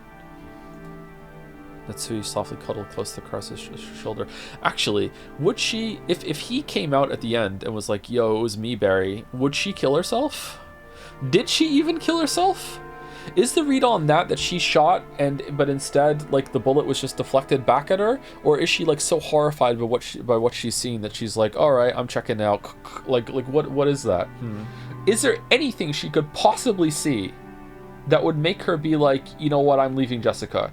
I mean, okay, so some of the decisions that the characters were making at the end of the night were not exactly, you know, like that scene in Community when they're gonna stand in the middle of the cabin backs to each other with their knives out. They weren't exactly making the best rational decisions, but off of the context of it being like, I don't know, so many people have died, so much suspicion, so much shit and blood and death, and they just like sent the child out of the room and everything. Like, I feel like they have some leeway for making some emotional panic decisions at the same time. Just like, oh my god, I cannot believe what has happened. It was a very extremely stressful like 2 days. So I wonder if there is something that she could have seen that was like, okay, fuck this, I'm done. Like, maybe? But leaving your daughter like that? I don't know. Natsui softly cuddled close to Kraus's shoulder. She complimented Kraus on his hard work, but Natsui knew better than anyone that his work wasn't going well. Kraus's project was something like a seesaw where a large amount of money swings. Big investments can lead to massive payoffs, but like large seesaws, they tend to shake a lot while moving very slowly instead of showing immediate results. At times, it's possible to make further investments so that the seesaw inclines faster toward the side you want. Of course, you'd only do that if you were confident you'd be able to recover all your investments in the not-so-distant future. However, the seesaws Kraus chose never turned out as he would have liked them to. First Bitcoin, then Dogecoin, then Bitcoin again. His foresight wasn't wrong, but the times were moving sluggishly. They never managed to catch up with him. For example, think of a literal seesaw placed in a park, okay? Alright, and now we're going to put a shot put ball on it and show you a trick.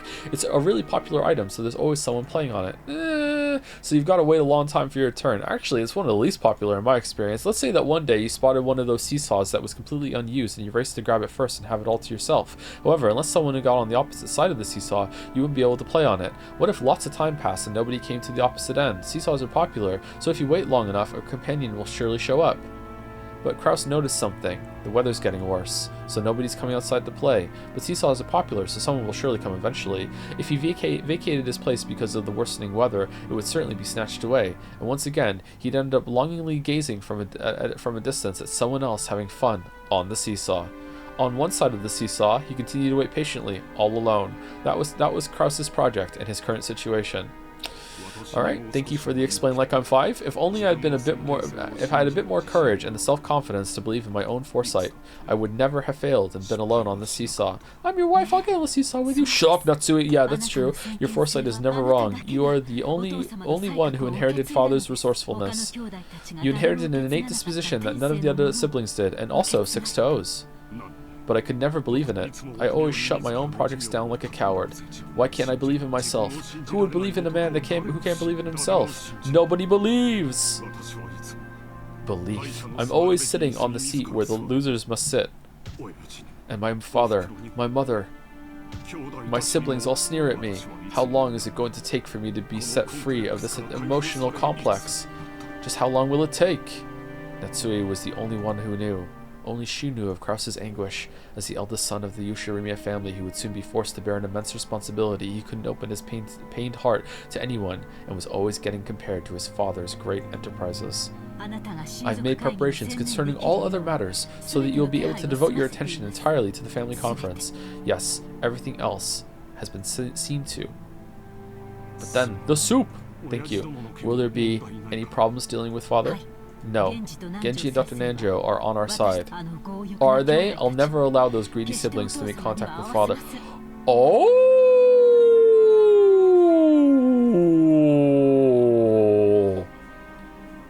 Oh!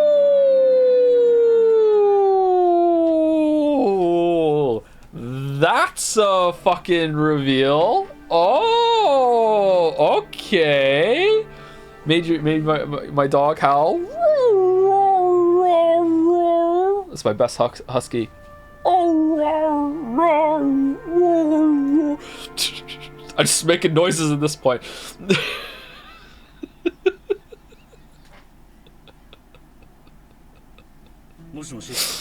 Hello, Goda here.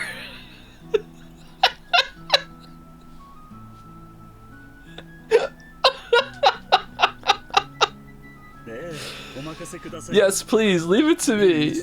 I'm anxious to put my skills to work for the big annual job. In the kitchen, multicolored ingredients were gathered and the preliminary arrangements were promptly being started. Even though it was still morning, the ingredients for dinner were already in saucepans and steaming.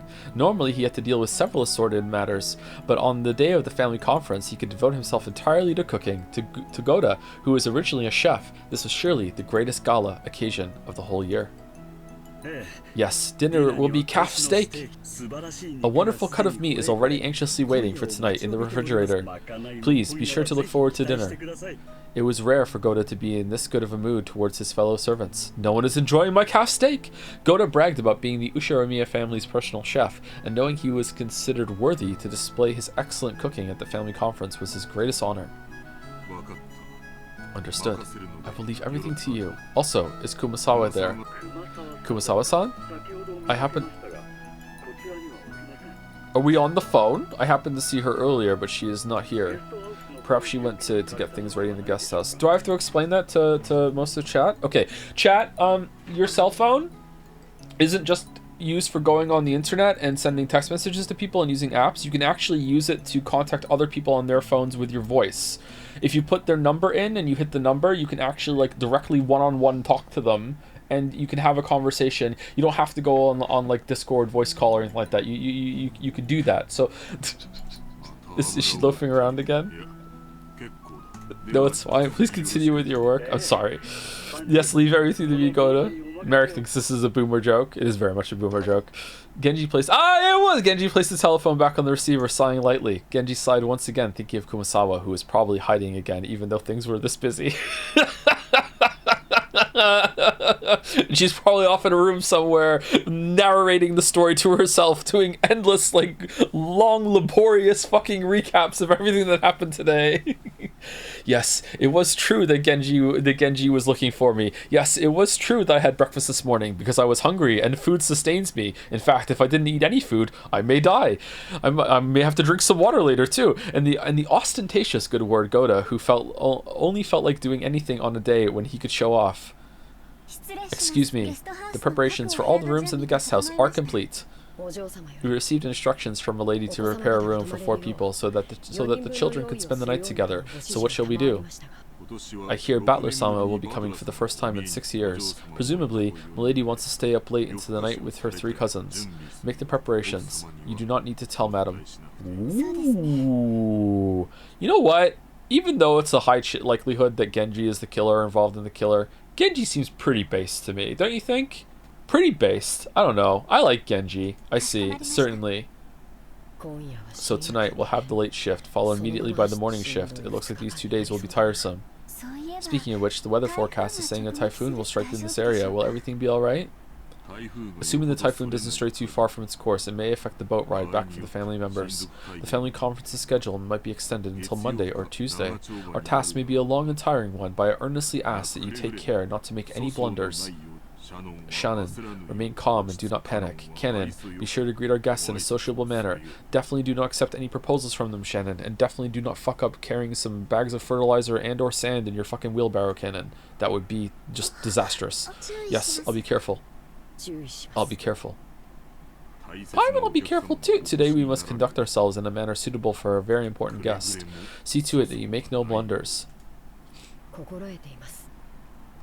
We understand. All guests who visit here are important. Cannon, in the truest sense, we will be receiving a very important guest today. Battler, make sure you are prepared. Yes, sir. Shannon, is something the matter? You seem to be uneasy. Do you have some prior engagement at this time? No, the engagement's happening today. Huh? No, it's nothing. My apologies. Nissan, important guests will be arriving today. Detach yourself from your private life. I don't know what you mean by private life. As Shannon blushed just a bit, she turned her gaze away from the clock. Was it about time for the airplane carrying the family to arrive at Njima? She tried to hide the fact that her upcoming long-awaited reunion with George was making her heart race, but Cannon, who stood beside her, seemed to see right through her. Alright, does Genji think he's furniture too? I think he does, doesn't he? Who thinks they're furniture? Genji, Cannon, Shannon. Does Kumasawa-san think she's... Why did I say san? Why do I add san? Does Kumasawa think that she's furniture? I can't remember. Gouda definitely does not.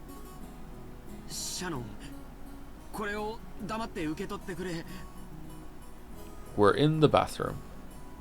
We're in the bathroom. So what would you do in Rose's situation? Maria isn't listening. This is gonna sound unbelievably cringe and arrogant of me. I wouldn't be in Rose's situation because I wouldn't have let it get that bad. I have many flaws as a person. I'm a pretty good parent, chat. I wouldn't be in Rose's situation. If I ever somehow, like, if I was, like, somehow in Rose's body right now and I'm like, okay, I have to deal with this situation, I don't really know what I would do, but I'm not as emotionally invested as Rosa, so I could probably keep my cool and be able to, like, navigate a better answer there, maybe. But, you know, like, if we're talking, like, if the question is boiled down to how do you get through to Maria in that situation, the answer is probably that you can't. And the best thing that Rosa could probably do right now is just turn the whole trip around and just take her home and just be like, Maria, if you're gonna act like this out in public, you don't get to go out, you know, like, this is the end. However, Rosa can't do that because she has to go to the island, she has to go to the family gathering, you know what I mean? So yeah. Mike, what do you mean? What do you mean? The mic is not, it's not dead. Huh? Refresh chat. Thank you, Shipadre, for the bits. The writer for this game worked in the public sector for many years. He saw child abuse firsthand, and so it is present in Umineko. Oh, I think I was told that about the social worker part. Yeah, it was very well written, that scene, I think. Yeah. Apart from the whatchamacallit, the murder and the mystery scenes, that was probably the best written scene so far that we've had. Yeah, I think. Thank you, Hanra, for the bits. Hi, Joe. I figured out how to buy bits. Today is my wife's birthday on this Umineko Saturday, and just like the Golden Witch Bitarechi, almost nobody in Jads believes she exists. And, and even after she showed herself, some people still doubt her existence. Everyone say, happy birthday, Rin, to avoid her wrath. Happy birthday, Rin. I wish you a very happy birthday. I'm very fond of Hanra, and I'm glad that you make Hanra so happy, Rin.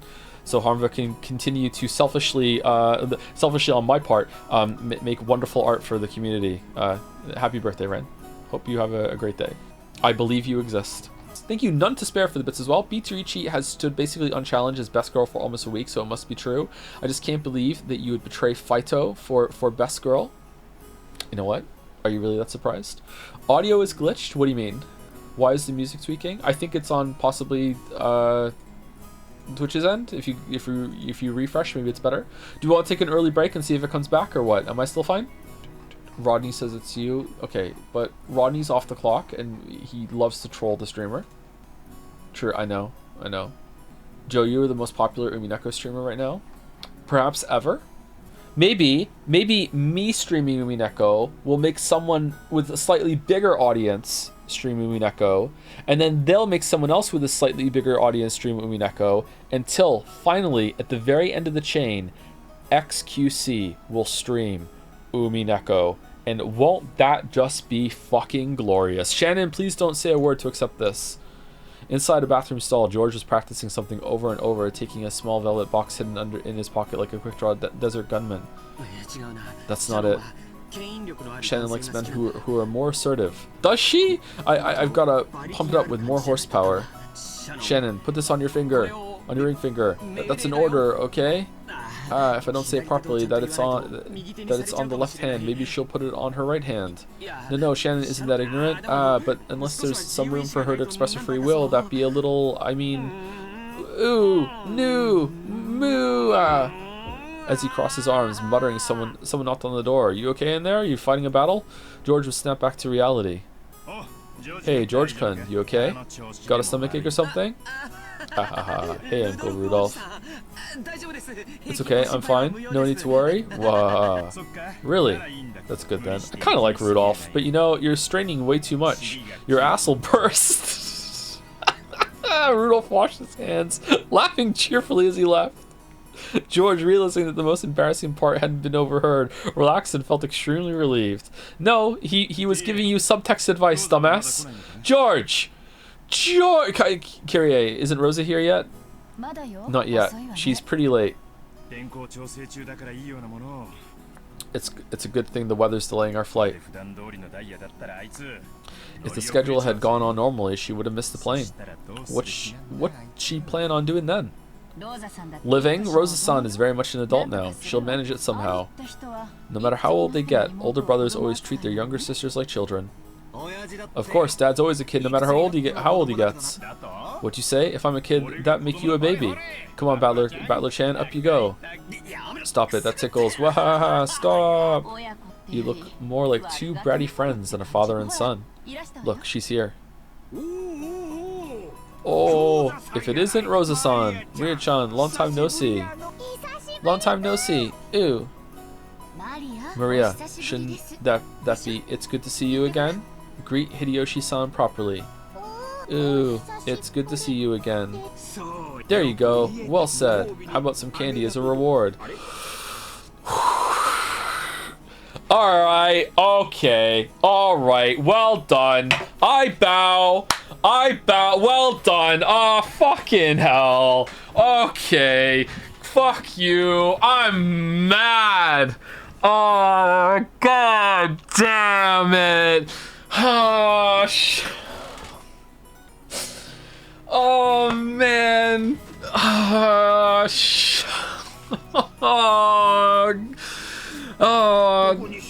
where'd I put Rosa-san? It's good to see you again. It's good to see you too, Maria-chan. Kiryu-san, Hideyoshi-san, it's been too long. Oh, and oh my, Battler-kun, look how big you've gotten. Come on, haha, it's embarrassing to hear that from everyone I meet. Hey Rosa, you're late. If the plane was on time, you'd barely have made it. I'm sorry. We had trouble making our train connection, so are we waiting on the weather again? Oh, don't complain. I much prefer the 30-minute plane trip to spending 6 hours bouncing about on a boat. Even if we're kept waiting here for an hour, it's still much faster overall. Is that Maria? You sure have gotten big. She's at that growing age. You haven't seen her for 6 years, right? Of course she's changed. Women are creatures who can be born again in a single day when they have a change of heart. Ooh, Maria, noticing a big man she didn't recognize mixed in among the relatives, hid behind Rosa's back and glared at Battler. Come on, Battler, say hi. Last time you met her, she was just 3 years old, so you're practically meeting for the first time. Yeah, of course she wouldn't remember something that happened when she was 3. Hey Maria, long time no see. You sure have gotten big. Maria, this is Battler Oni-chan, Rudolph Nissan's son. Understand? Battler? The brother's son is the brother is the son, and the bones are their money. Ooh, she was obviously on her guard. After all, it was hardly surprising that she'd be scared if a large guy like Battler suddenly started speaking frankly to her. Battler noticed that as well and thought of various ways he might approach her. Then he spotted the candy she had in her hand. It was the jack-o'-lantern sweet Rosa had bought for her. I see, it's October, so that must be for Halloween. Okay, I don't remember this happening. Was this not included last time, or is this different? Ehehe, if you don't give me sweets, I'll play a prank, right? Normally, trying to snatch a sweet away from a small child will result in them crying and screaming. The adults seemed dubious about Battler's tactics, but Maria looked unexpectedly pleased, her face splitting into a wide grin. Halloween! Halloween! See, Mama, Battler also knows about Halloween. See? Hey, call him Battler Oni-chan. Sorry, Battler-kun. No, don't sweat it. Please, call me Battler, because I'll be calling you Maria. Look, Maria, it's Halloween. If you don't give me sweets, I'll play a prank. If you don't give me sweets, I'll play a prank. Yeah, giggle. From inside her purse, Maria picked out a jack-o'-lantern sweet. Yeah, this is definitely didn't happen before. So again, the question is, did this not happen, or... And we didn't... Did this not happen and it's happening this time, or did we just not see it last time? This seems new to me. This seems like... I feel like this is a different version of the same kind of interaction they had when they first bonded. So, unless I'm misremembering. I'm trying not to reach out right now. Maria picked out a jack-o'-lantern sweet similar to the one she had in her hand and presented it to Battler. When Battler accepted it, that seemed to be enough to confirm their friendship. The adults were amazed at how good children can be at getting along with each other. Maria had been throwing a tantrum because she wanted a Halloween festival, so Battler, who knew about trick-or-treating, must have felt like an ally. Her defensive posture from before was completely gone. Now she was all cheery, as though they'd been friends for decades. That's right. Halloween's a pretty minor event in Japan. You always see people marching in costume parades on the news from overseas, but I've never seen it here. Okay, this line seems familiar to me though, but maybe from a different game even? This... I wanted to wear a costume too. Wanted to say trick or treat with all the cousins wearing costumes. I see. Next time, let's do it together. What would you like to dress up as? A witch! Bitarichi! Yeah, I don't remember her saying Bitarichi at the airport. Definitely different.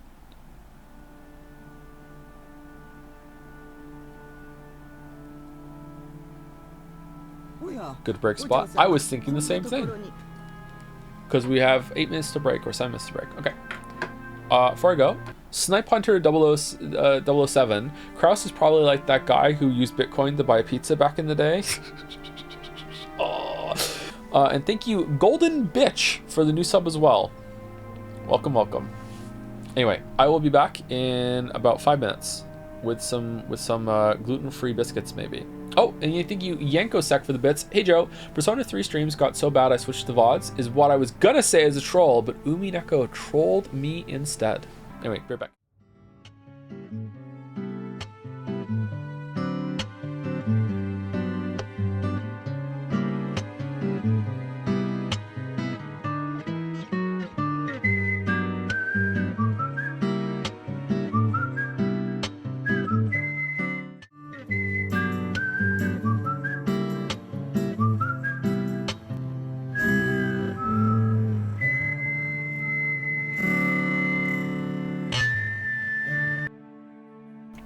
Sorry, nice little callback there to Starfield for some of you. How's it going, chat? I was just eating some biscuits. Enjoy your break. I did 3 rounds of rock paper scissors. I got a kiss each from Kate and Amila. Also got a hug. Yeah, so pretty good break.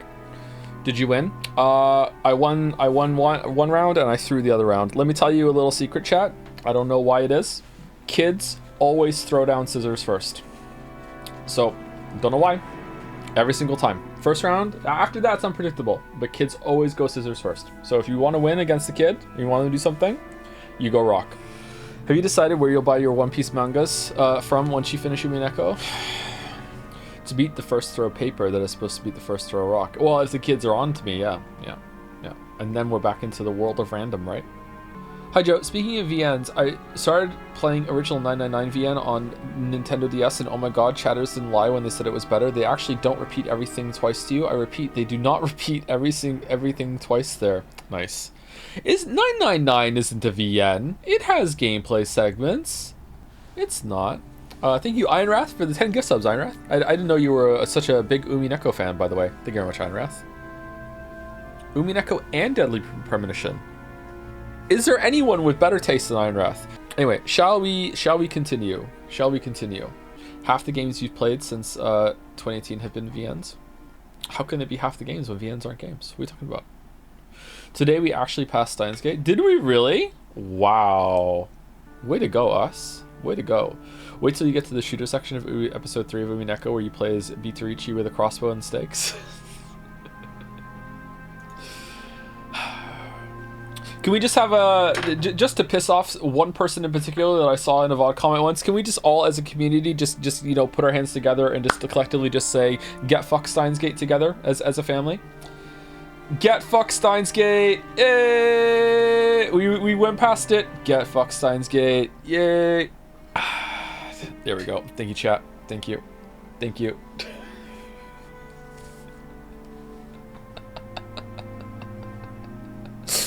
Oh, milady, what are you doing in such a place? We're so back. Madam was looking for you. I'm here because I don't want to be found. Anyway, I'm sure she just wants to scold me. Like, is your appearance alright? And what's your language? Oh, without a doubt. You know, when the day of the family conference comes, I always start thinking about this witch for some reason. Oh, and why might that be? The family conference is the day when everyone related to grandfather gathers. I hear that this time even Battler is going to be coming after 6 years. What if, just like that, some relative who hasn't shown themselves for several decades suddenly shows up? That's what I'm always thinking about. Oh, could a relative like that exist? I mean, Beatrice-sama, she exists. Nobody knows her background. Could she be father's mistress from long ago? What if one of her descendants suddenly appears and tells us to return the gold we were given or something? Oh, Kurosama and the others will probably discuss the master's inheritance problem this year too. Once they get so fired up talking about the witch's gold, one could hardly be surprised if that witch herself were to show up, yes? Kumasama-san, I guess you keep quitting and getting rehired. But you've been here as long as Genji-san, right? You know more about Beatrice, don't you? Who knows? You know nothing. Even if I try to remember, this old woman here can't even recall what she had for breakfast this morning. Kumasama-san, you're always dodging with those excuses, but you know something, right? What if this whole thing is just some elaborate setup from Kraus to, like, poison Kinzo's mind via the servants that are secretly on Kraus and Natsui's side because Kinzo's fucking crazy, and is like, let's like make his delusions go even like stranger with Beatrice, like and make him more obsessive so he doesn't talk to any of the kids about the inheritance so we can remain in control of the family. But then because of that and their like ploys to make Kinzo go even more insane and drive him closer to the edge, they accidentally trigger like this belief system that they didn't even know was real. And now they have to deal with it, and they're like, oh shit, it went too far. Sometimes you feel kind of devious, like you know something and you're laughing behind our backs. I'm saying this because of that I feel like it was a pretty big bombshell that Natsui said that they had the servants in league with them to make sure that Kinzo doesn't come down for food. That's weird. Or unexpected. Oh, that's harsh. I don't have any secrets. The only thing I can say is that Beatrice-sama is the Golden Witch, and that she is the other master who controls the night of this island. Okay, now you're just repeating stuff Grandfather said. It must be a pain to play along with Grandfather's crap, even though you get paid for it. Ha ha ha! Fuck you! Spin the chessboard! He's actually playing along with our crap! However, I can say this much. What? In ancient times, Rokkinjima was feared and called Azukishima, Azuki Bean Island? Azuki Bean Island? What?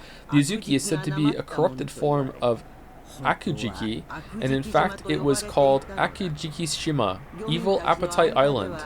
That is what is told among the fishermen. Why? I've heard about that before. Supposedly there's lots of sunken rocks and shipwrecks around here, so the fishermen got scared and stayed away whenever they could, right?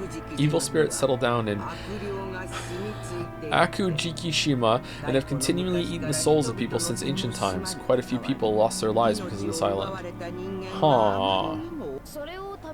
Huh. And then that monk, the traveling Shugenja or whatever, built that shrine, reposed the souls, and settled them here, right? Settled them there, right? Sounds pretty crazy, though. And that shrine for the repose of souls was destroyed by an eerie, violent thunderbolt this summer, which tore up the darkness of the night. But don't worry about that. It's probably fine. I noticed her name was Chio before. Chio. Kumasama-san, you really like those stories? Okay, sure, it'd be pretty creepy if a thunderbolt took out a shrine, but well, it was all worn out from the start. Maybe it just got washed away by some big wave. Ha ha ha ha ha. The evil spirits of Akujikishima woke up from their slumber. I'm adding the up. Woke from their slumber and summoned Beatrice-sama. If Beatrice-sama happens to pay a visit to the family conference, if she does, Kumasawa fell silent for a moment. Jessica was pressing her to keep going, so that gap felt strange and eerie. When Kumasawa noticed that she had Jessica plenty scared with her silence, she grinned broadly. It's just a theory. Well now, I wonder what would happen. Oh.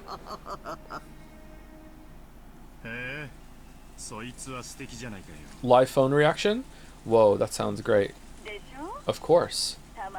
Won't you be able to do better at work if you get a chance to enrich your heart by living the good life every once in a while? Yup. Can't live right unless both your wallet and your heart are enriched after all. Sure, I'll keep the day open. Go ahead and make reservations. Okay. Don't even think of missing it. Does chat need to be told what this is? Yeah, I'm counting on you. I love you, Kyrie. Really? After kissing the receiver... Really? Rudolph hung up. Before his seat, there were several executives with their sleeves rolled up, eagerly awaiting the end of that phone call. Sorry to keep you waiting. Have we heard anything from the States yet? Yes. You have a call from Dale Watanabe, the lawyer. I'll transfer it. On the whole, how's it going? Well, there does seem to be one unfortunate matter. It appears the other party has no intentions of withdrawing from the trial. Guess there's no fooling them. Haha. Please, transfer it here. Understood. I'll do that right away. The executive ordered that the external line be transferred to the secretarial office. At once, the phone in front of Rudolph rang. Hey there. Hello, hello? Sorry for the wait. Ushirimiya speaking. Thanks. How's it going on your end? Let's skip the pleasantries and jump into the main issue. I've got good news and bad news. Which would you like first? Always ask for the bad news first. Yes, might as well start with the bad. I hate fighting when there's no dessert. Very well. The bad news is that the other party is getting ready to prosecute. Just a few days ago, a similar trial resulted in a decision in favor of the plaintiff. The defendants were using roughly the same arguments we planned to use, but they were rejected in every case. I'm afraid to say it, but if we face the courtroom as we are now, it's extremely likely that each one of our claims will get rejected. So, that trial ended up being a total bust after all, and I thought their position was even more solid than ours. That hurts. Okay, what about the good news? I managed to contact the executives of the other party. I explained the situation we're in, told them we have no intentions of tarnishing their brand's image, and managed to get an understanding. They'll send us their terms over the next few days, and if these are carried out, they promise to withdraw their charges. This is their proposal according to the number 2 man on their board of directors. Your impression? To be honest, I expect their terms will be extremely severe. We estimate that changing the company name and the brand name will be inevitable. I think we'll be able to earn some leeway by playing with the amount of settlement money, making a public apology in a major newspaper, and carrying all this out within a reasonable amount of time. They sure are making this complicated when they could just tell us to go broke. They only recently switched to a new president, and their groundwork hasn't been completely laid yet. If we resist until the bitter end, they fear the forces opposing the current president won't hesitate to aid their enemies. Hence, their big shots want this matter settled as quickly as possible too, so we might still have enough leeway to get them to mitigate their terms if it'll lead to a quick settlement. Therefore, either way, we are still looking at a crazy sum of money. You need to be prepared for that. Even that would be much cheaper than paying punitive damages. Thank you very much, sir. Please contact me if anything new happens. We're paying you the big bucks, so no idle chit-chat. Ha ha ha. Thank you. Goodbye. Rudolph hung up the phone after kissing it, just out of, habit. The executives sitting in reception seats seemed to have guessed at the contents of that discussion. You guys hear that? Simply put, they'll forgive us if we can pile up enough money. Now, all we've got to do is haggle over the amount of that money. But President, the likely sum for the settlement Mr. Watanabe indicated is too much. We don't have that much of a margin. If we'd known this would happen, we never would have started diversifying. The calculations were that we could escape a capital crisis if we managed to endure for 3 years. To think we'd be stabbed at a time like this. How bad can our luck get? What a bad luck. I guess we fell at the step of the hop, step, and jump. It's enough to make you cry, like the seagulls. We have no choice but to draw the money from the main bank. Banks are no good. They only bet their money on winners. The economy's improving, but we can't show weakness to the banks. President, do we have access to any funds that are unaccounted for? Funds we are unaware of? Quit it. Do I look like that kind of man? The contents of my wallet are totally exposed to you guys, okay? The account books over there show all our company has. In that case, we need to raise money. We need a sponsor who can draw in several million for us as soon as possible. President, couldn't something be worked out with one of your personal connections? President. Calm down, you bastards. Let me worry about raising the money. You guys just keep the business running without making too much noise. Our accusers are saying they'll let us be if we can show them the money. We've already got thick pipelines in Asia. Things will probably be shaky, but we'll be able to maintain our current deals. Basically, if we can just bring the money together, we'll be able to solve all our problems. Just you watch, I'll fix all of this. I won't leave you out in the cold. Time to start getting your hopes up again. Once this is all behind us, I'll be rewarding all you guys with a champagne tower. I promise you that, so shut up and follow me. Got it? Yeah. The airplane suddenly shook, probably due to turbulence. Rudolph was jostled awake. He'd woken early that morning and ended up drifting off to sleep while resting in his seat. Did I just say seat twice? Drifted off to sleep while resting in his seat. You okay? Are you sure you aren't still pretty sleepy? After all, it seems you've been really busy with work lately. Being busy with work is nothing to complain about, right? Once I've got nothing left to do, it won't be long before we're out in the cold. Good point. Now that even Battler comes back, we'd be looking at worse than just the two of us going around begging. Yeah, our family's all together again for the first time in 6 years. So the leader of our family's got to give it his best if we want to spend some time alone together. When he looked out the window, he saw that the airplane had already started to drop in altitude considerably. The fishing boats, which had only looked like black grains a short while ago, were starting to become clearly recognizable. If I could prostrate myself before father and get 10 million yen every time he slugged me, I'd do it a dozen times. Oh, 120 million yen. Or maybe he could just go and die already. I've always depended heavily on his financial support, and now I'm after his inheritance. I'm headed straight to hell. I can hardly complain if father doesn't want to meet the man I've become. Okay. I misjudged Rudolph. I misjudged Nanjo. Could it be that once again you do not plan on making an appearance at the family conference? Nanjo looked at Kinzo's face, sighing. Kinzo's eyes remained rooted to a strange book on magic. I have no intention of joining those vultures in their debate. They can discuss how they'll suck my bones dry on their own. How utterly contemptible. My, how troublesome. Nando shook his head slightly. To him, children and grandchildren were lovely things. He believed watching them grow was the only way to truly enjoy old age. So Kinzo's words were very saddening to Nanjo. If the time comes for me to leave this room, I will show myself, just as she does not show herself yet. When Kinzo raised his face, his gaze pointed at the portrait of the witch, which was respectfully displayed on the wall. Did we see this one already? Kinzo's mind didn't dwell for a moment on the fact that today was the family conference where all his beloved relatives would gather. It was filled only by the face of the witch in the oil painting, who never smiled except inside the portrait. Everybody knew that interrupting Kinzo when he talked about Beatrice would trigger his wrath. Why do some people say wrath is wrath? Wrath sounds better. Wrath does have a certain, ring to it, but it's wrath. Where are you getting wrath from? You're putting the tie over the cape clasp, not the other way around? Today I will hold a certain ceremony. Oh, and what might that be? Perhaps it is closer to a gamble than a ceremony. After all, magic without risk can never house a miracle. You're British? Yeah, just because I'm British doesn't mean I agree with all the Britishisms. I fucking hate schedule so much. Oh, man. Oh, god damn. It's schedule. Don't say schedule. Nanjo had heard Kinzo say this many times before. You might even call it a pet phrase of Kinzo's. Kinzo apparently believed that magic and miracles could occur if you gambled your own fate with a certain amount of risk and triumph. Aluminum or aluminium? Don't care. Either one's good for me. I don't give a shit. I wonder what sort of gamble you're making. As a man who was once called the Golden Gambler, and who's now so old he might pass on at any time, says the doctor. This should be well worth watching. Ho ho. Huh. I see. So the secret ritual I developed after much research appears to be nothing more than a gamble to one unversed in magic such as you. Very well. If I have faith in miracles and win, you will see clearly on this day that all my research did bear fruit, despite its seeming to be little more than the product of my eccentricity. If you win, it will all end just as you have already seen, as nothing more than the I can't say this word, eccentricity of an old man who might leave this world at any time. Z or Z? Z. Ho, just what sort of gamble could you be planning to take? As your friend, that bet, or ceremony as you call it, I'm doing a bet on my dominoes, as I can only pray most sincerely that you achieve victory in it. Yes, I thank you.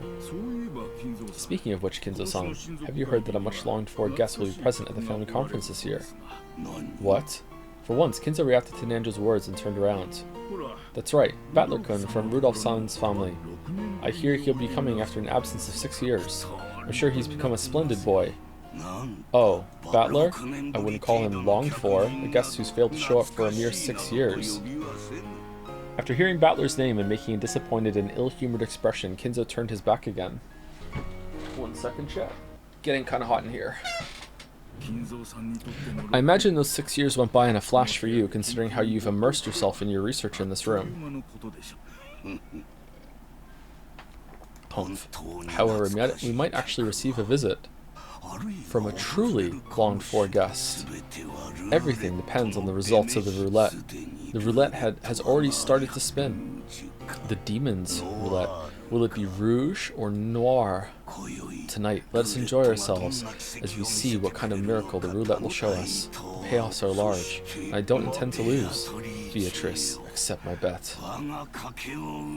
At that time, the telephone on the table rang. The piercing sound seemed to irritate Kinzo, and he picked up the receiver to preserve the silence as much as he could.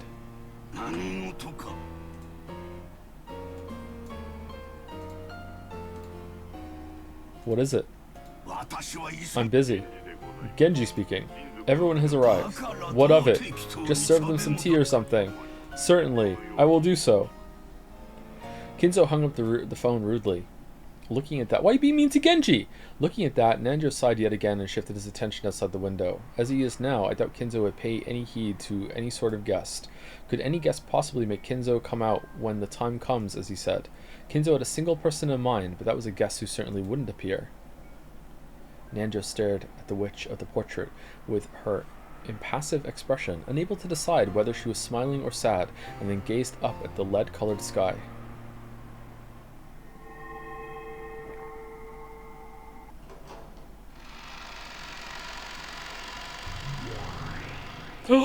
We're back! Okay. Is it the same room? Welcome back to Rakinjima. We do hope you enjoy your stay and also survive. We hope you enjoy your stay. So are all the pieces in place? Shall we line them up again and start a new game? Any objections from you? Nope, none. The witch looked at him challengingly while elegantly smoking her pipe. And Battler? He just rudely shrugged his shoulders as if he didn't care what she did. He didn't meet her eyes. That didn't mean he didn't intend to challenge her. It showed his clear determination to never be taken in by this bastard's tricks. Okay, were we just seeing everything? Was I right? Because if I'm right, that's fantastic. Was she just like showing a play and we were watching it, or what? It was an expression of his determination to fight. Don't tell me you're jumping into this without a plan. Haha, I never have a plan. That's why I just always spin the chessboard and win somehow. Oh, I love you so much. Finally, a man with some backbone. Oh my god. I'm gonna cherish this spine after I rip it out of your fucking body. I don't even know how you'll make your first move, so I've got no plans or anything. Go ahead and move first. Humph. Naturally, I'll do so. How shall I break down your defenses? How many moves will it take to checkmate you? Why so many twangs lately? This is where you'll see me at my finest. No matter what moves you come at me with, I won't believe in you. As long as I stand my ground on that point, I won't lose. And that means, this game's built in a way that makes it impossible for you to win. Perhaps you're right. However, I'm the one who decides how many times we'll hold this game. We'll repeat it over and over again until I win and you acknowledge your defeat, see?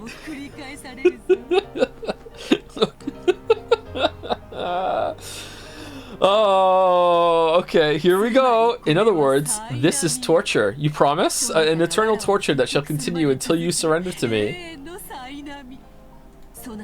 It shall go on endlessly until you acknowledge me and the existence of witches.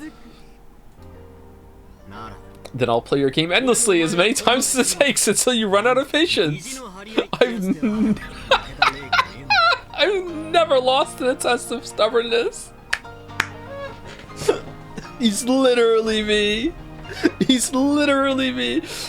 Oh, did a certain witch plant that idea in your head? Cackle, cackle, very well.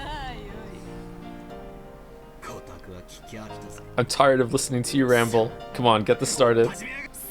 Then let us begin. I already know all of your moves. A defense doesn't amount to much if the plan behind it is known. Don't think you'll be able to defy me with the same moves. Beatrice, I've got just one thing to say before we start. What is it? You're super hot. And after this, go ahead and say whatever you want. However, whether I believe you is something I'll decide for myself. No matter how impressive this magic of yours is, my soul won't yield to you. You think this is torture for me? You're wrong. I'm enjoying this. Then what else could it be? Love. This is torture for you. You're I'm not stuck in your magical, hypothetical, holodeck rerun of the murders until we get it right with me. You're stuck in here with... No, hold on, I fucked it up. No, shit. Oh my god. Someday you'll surrender to me and give up. Until then, you'll be tortured over and over again. How amusing. What an entertaining metaphor. Metaphor? Torture, where we torment each other. Yes, truly amusing. Are we flirting? Come, shall we begin that torture? Ushurumia battler! Ooh!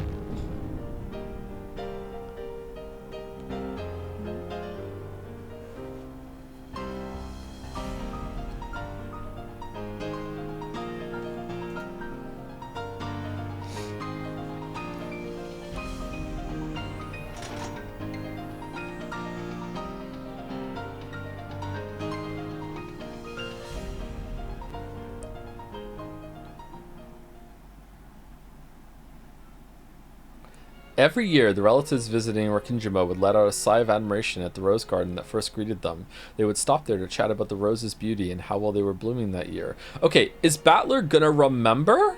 Or does he have to do it, like, blind? And if he is doing it blind, was the one that we just saw even the first time? In the midst of all this, there was a single unhealthy rose, and Maria became overwhelmed with dejection at its condition. But George used his quick wits, and saying that everything would be fine if they took care of this poor thing, marked it with a candy wrapper and immediately restored Maria's good mood. Can't believe he's still single. Then Battler, with whom she'd been getting along well with since that morning, started talking about Halloween. This was such a favorite topic of Maria's that she began playing around energetically again. To Maria, that marshmallow jack-o'-lantern candy bought by her mother was probably the greatest sort of treasure. Okay, this is definitely different.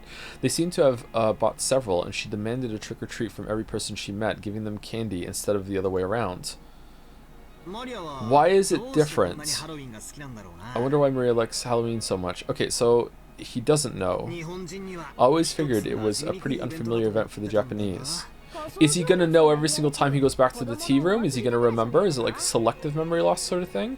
Okay, why is it different? Are the murders gonna be different this time? Is it that she wasn't successful enough this time, so this time she's gonna do it differently, or what? Well, it's a kids festival where they get to parade around in costumes, right? It can be fun to play around in an outfit that's different than usual. I think there's a slightly deeper cause behind it. After all, she is the witch, Maria-chan. Come to think of it, when we were at the airport, didn't Maria say that if she was going to wear a costume, it'd be a witch? Does she like witches? Who doesn't? Yeah, she loves them. So much that it becomes a problem. Hey, it's not so bad. You expect kids at that age to love fantastical stuff like that? If it was just a heroine on some TV anime, at least it'd be cute. Sigh. Judging by Rose's appearance, she wasn't very happy about her daughter's love for witches as a mother. The cousins other than Battler seemed to realize this, and they shrugged, wearing stiff smiles. So you're arguing that because she likes witches, she also likes Halloween? If we don't know, why don't we just ask her? Hey Maria, how are Halloween and witches related? As Battler asked that, George and Jessica let out a stifled "ah," as if they were trying to stop him, but too late. Oh, don't bring up witch in front of Maria. Maria might have been waiting for just that question. After beaming for an instant, her expression turned a little mean, as if to say, "You're totally clueless, aren't you?" It was the face of a hobbyist who'd been ticked off by an outsider saying something stupid about their favorite subject. Ooh. To the Celts, the changing strength of the sun over the course of a year signified its birth, its growing up period, its aging and death, and then its revival.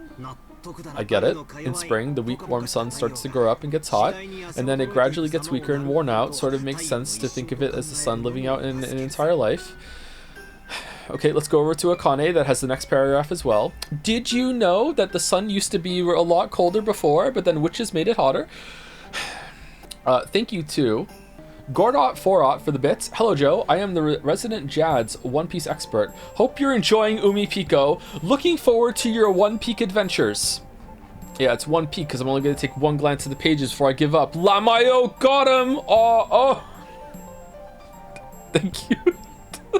Boss Andrew for the resub.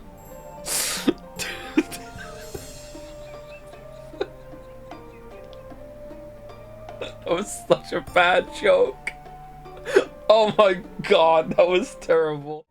Yes. So they thought that at the end of October, the sun died, was laid to rest in the land of the dead, and was then revived at the winter solstice. And the name they gave to the last day of their year, when the sun ended its 1 year lifespan and died, was Samhain, and they celebrated then. It's an interesting idea to think that— Shut up, George! It's an interesting idea to think that the sun revived on the day of the winter solstice, when the daylight hours start to grow longer again. Yeah, it is kind of interesting. It's a case that makes it clear how much the ancients regarded the sun as sacred. Oh god, wouldn't you? I see. So what does that have to do with witches? It seemed that my casual urging forward had slightly infuriated Maria. She glared at me with eyes that told me to shut up while she explained. Maria seemed to be having a blast as she talked, so I decided not to interrupt. In the interval between October and November, life and death became the closest they ever will. The Celts believed that during this time, the world of the living grew closer to the world of the dead and otherworldly beings, and many of those living in the other world would come to visit. It was like the Bon Festival in Japan. Ki.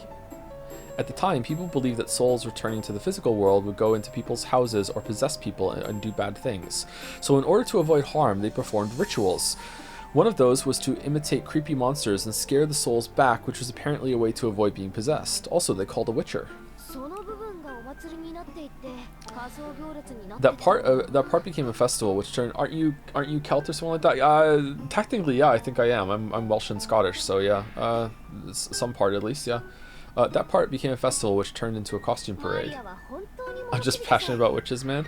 You really know a lot, don't you, Maria? Ain't it the truth?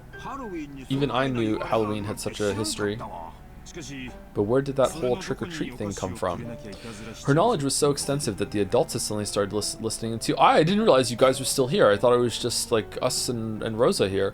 Maria, who was normally treated like the youngest all the time, puffed out her chest with pride. Saying that this was just a kid's discussion, Rosa suggested that the adults go on ahead and set their luggage down in the guest house. Can we hear her say it? But nobody else agreed to go with her, and she let out a heavy sigh. Ooh. Trick-or-treat is just for fun. It has nothing to do with what was originally a Celtic ceremony. It was created later when Christian customs were mixed in. However, I think it's right for Halloween to be that way. According to Maria, the souls of the dead weren't the only ones who visited from the non-human world. There were also spirits with intimate connections to people's everyday lives. Humans could receive favors from those spirits, so they'd manage to gain magnificent blessings, as well as a year's worth of good crops. So basically, Halloween was also a bit of a harvest festival? I get it. Now that you mention it, I guess October is a turning point in all kinds of ways, including with the seasons. Sort of the opposite of April in Japan. Yeah, that might be a good place to market. Ew. And also, the witches hold a witch assembly then called a Sabbath. The witches thank the spirits that give out blessings of prosperity and reward them. Halloween costumes imitate the guests that come from the other side. In other words, you might say giving out candy is a way to show gratitude for the yearly harvest. Ew. Just like George Oni-chan says. So Halloween is a time when those two worlds intermingle? In other words, it's the most important chance for witches to intermingle with guests from that world. Is that what you're trying to say? Ooh, just like Battler says. And you know what? October is when the power of witches and demons is at its most vigorous and prosperous. Hee. I'm sure Beatrice will come. And then, we'll eat marshmallow candies together, and she'll bring me to the Golden Land with her. We'll sing magical songs together, learn magic spells together, learn how to draw magic circles together. And then, we'll learn the secrets of runes, and I'll become a great witch really, really quickly. Slap? My, isn't that wonderful? It's best for kids to have dreams. By the way, Rosa, how old will Maria be this year? Holy shit!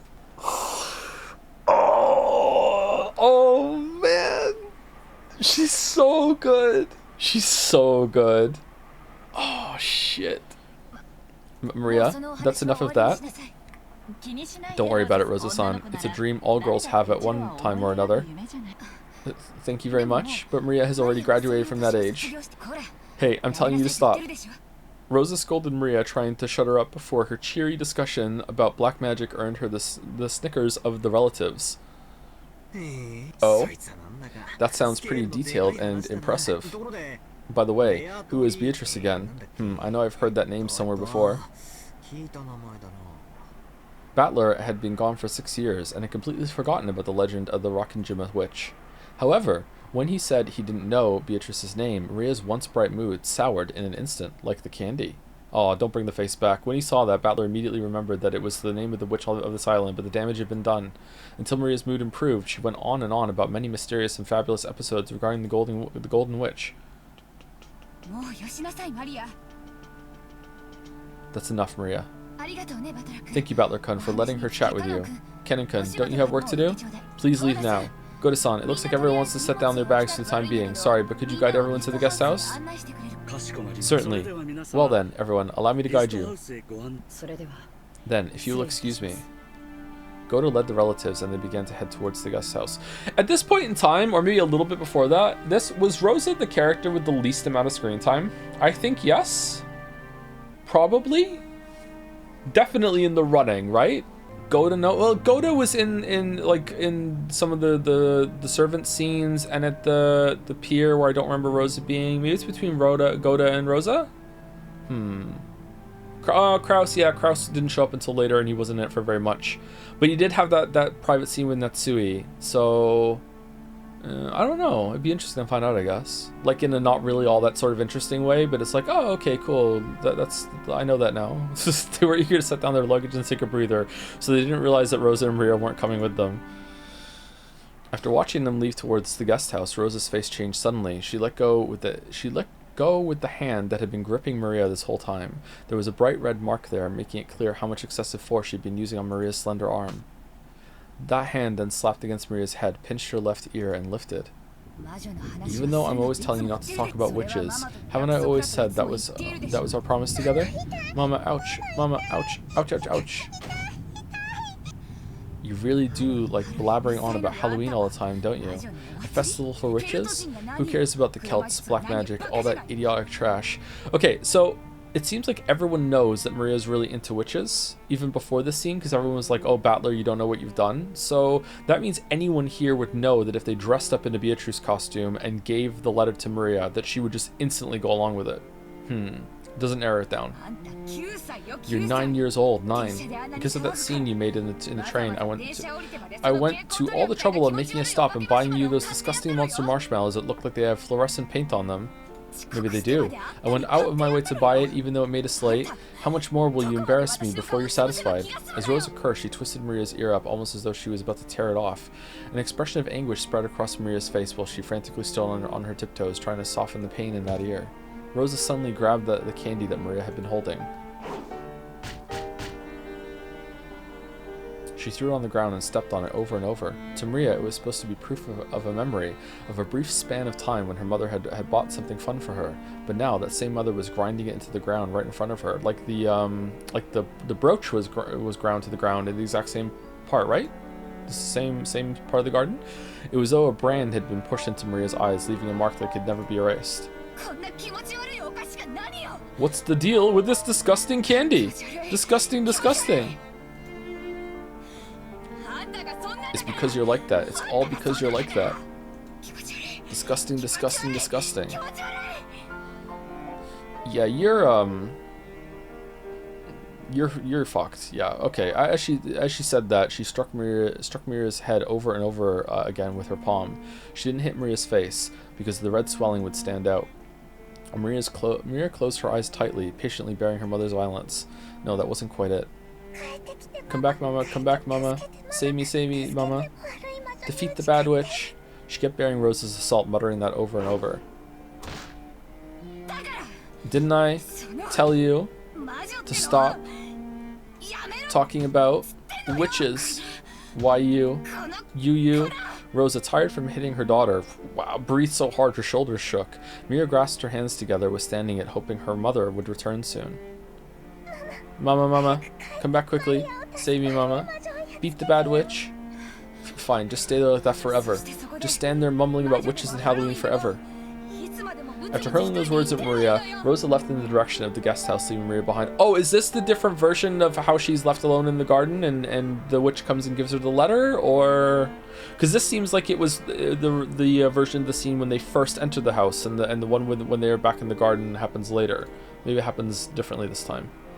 Maria, forgetting even that it was okay to cry, kept staring down at the jack-o'-lantern candy that had been trampled beyond recognition.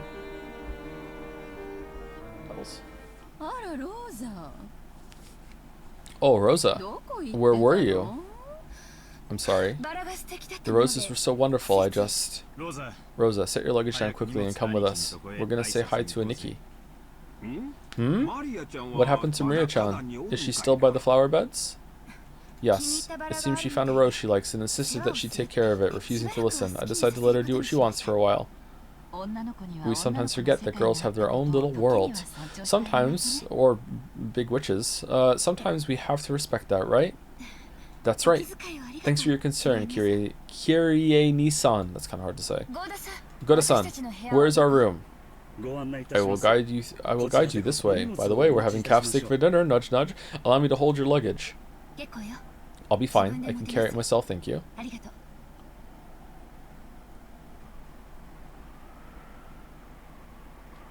Rosa went to her room, guided by Goda. She then closed the door somewhat violently and threw her luggage on top of the bed. She got down on her knees in front of the bed, burying her face in it. For a while, Rosa made as if to shred the sheets with her fingernails, sobbing constantly.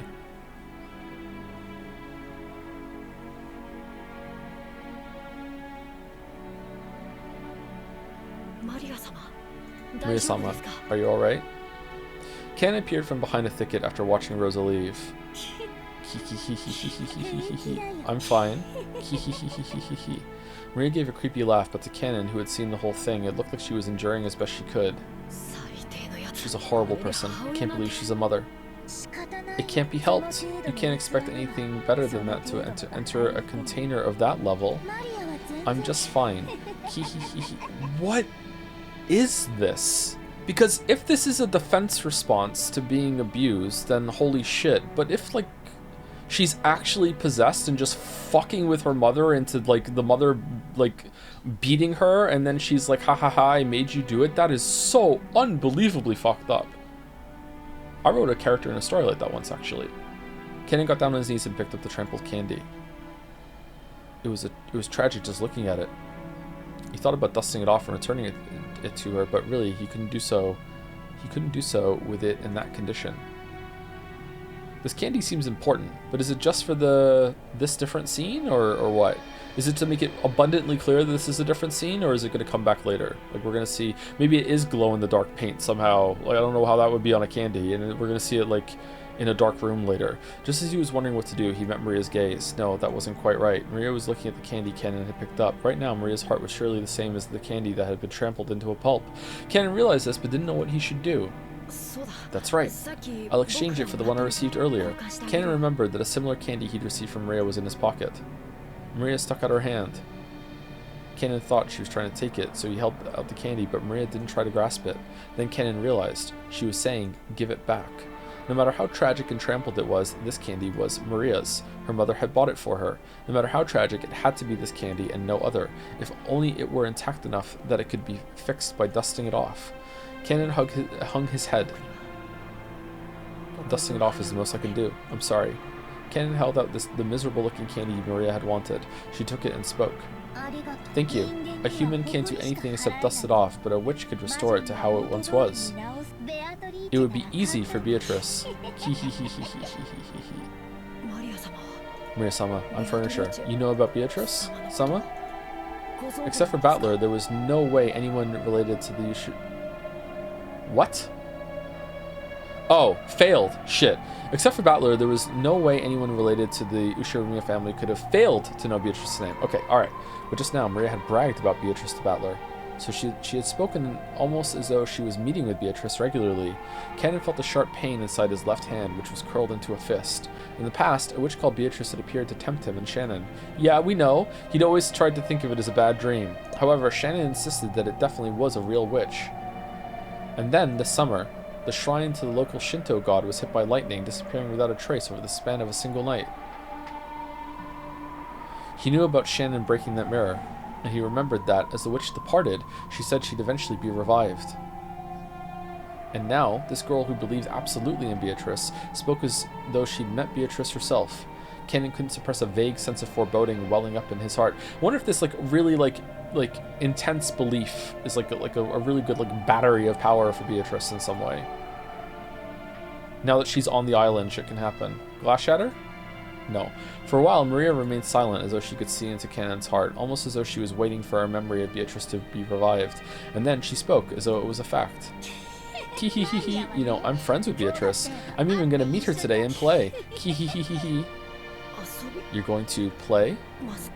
Yeah, of course we'll play. We're going to have ice cream. We're going to study magic together. Hee.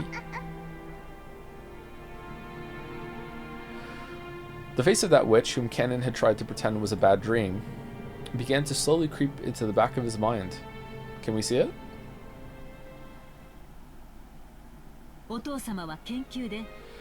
Father says he's extremely busy with his research. Unfortunately, it seems he'll be unable to come down.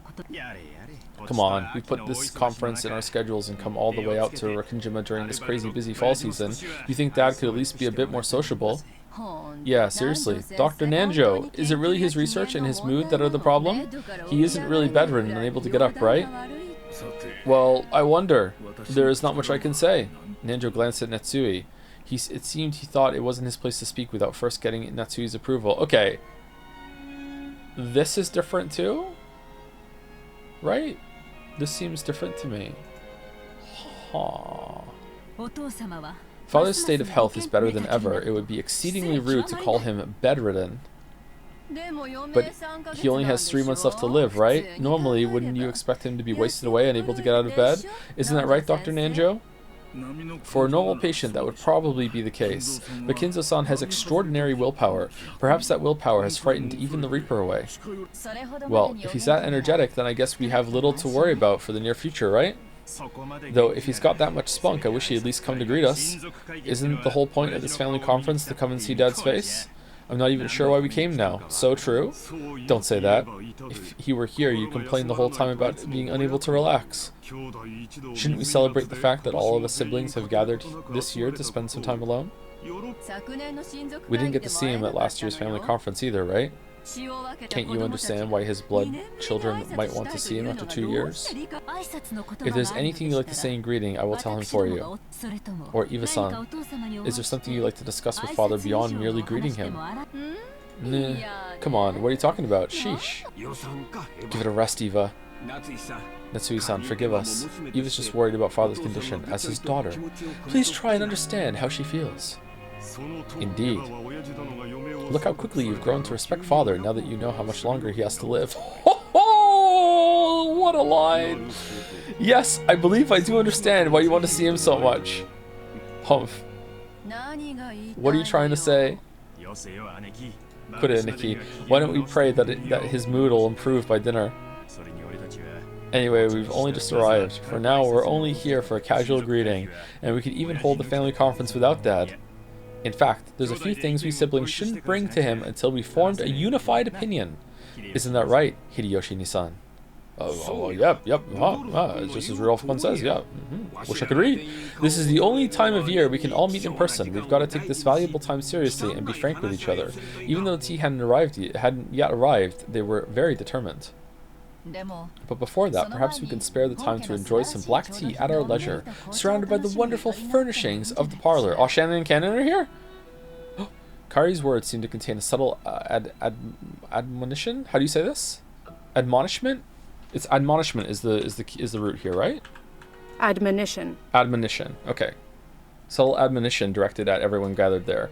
They all understood as they cleared their throats and straightened their neckties, the atmosphere in the room returned to normal for a time. Admonition. Excuse me. Oh, she is here. I brought some tea. Hey, Shan, you just keep getting prettier and prettier. Shannon entered the parlor, pushing the serving cart.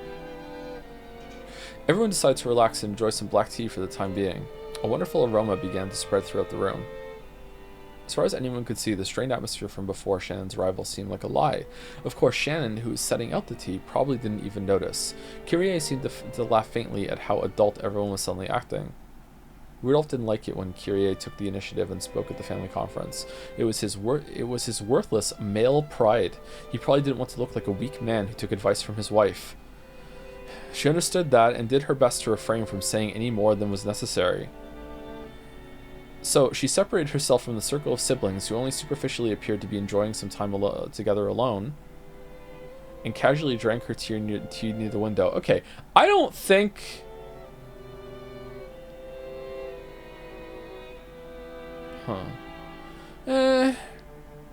Would they think that? Or is that just Rudolph overthinking it? I don't know. Eva seems pretty headstrong. Like, Kraus seems to feel the same way about Natsuya a little bit, maybe. Maybe they would. I don't think. Yeah, you're right. That's true. So she separated herself as a tail. Yeah, okay. Oh, Rosa-san. I thought you siblings were enjoying some alone time. You must be joking. Sorry, don't take it the wrong way. I'm just a little exasperated by my husband. Just leave it up, man. Just leave it up. Just leave it up. Apparently Rosa hadn't been able to keep up with that on the surface friendliness. They'd come here to fight bloodily and dirtily, each trying to grab a part of the inheritance for themselves. She probably didn't like suddenly pretending that they were all chummy. Or maybe she was still immature for that. Too immature for that. Looks like the wind started blowing hard out there. The plants are all shaking so much. The typhoon's probably gotten pretty close already, and Maria's still in the garden. I wonder if we'll see a lot of rain tonight. Maria-chan really has grown a lot this past year. Look at Kyrie being like, I'm trying to tell you, you need to go get your daughter without, you know, overstepping my line and telling you that you have to go get your daughter. Like, holy shit. Does it look that way? She still can't even fold her own clothing yet. No, it's true. It's because she has such an affectionate mother. She'll grow into a girl with a rich heart. Rosa fell silent. What, is Kyrie in C's? Maybe she was unsure as to what Kyrie meant by that. I'm a failure as a mother. Children don't get to choose their parents. That poor girl. Doesn't that go both ways? A parent can't choose what kind of child they have either. Rosa bit her lower lip. This isn't a matter of assigning blame. Isn't it enough that you take your time and watch over her as she grows, conscious of the fact that you'll be living together? You spend every day with Maria-chan, so you probably don't notice the small changes, but the rest of us who haven't seen her for a year can see clearly how much she's grown. What oh my god. What a wonderful person. If you really mean that, thank you very much. Then, if you will excuse me. If there is anything you desire, please call for it any time. Shannon bowed politely and left the room. As Hideyoshi and Rudolph, who had a soft spot for women, watched her go, the atmosphere in the room began to revert back to what it had been right before Shannon's visit. Is it a rule so far that everyone who isn't a blood relative of Kinzo is actually a pretty good person? Hideyoshi, I'm not sure of actually. Sometimes he tells Eva off. Other times it feels like he's in on it. I'm not actually sure.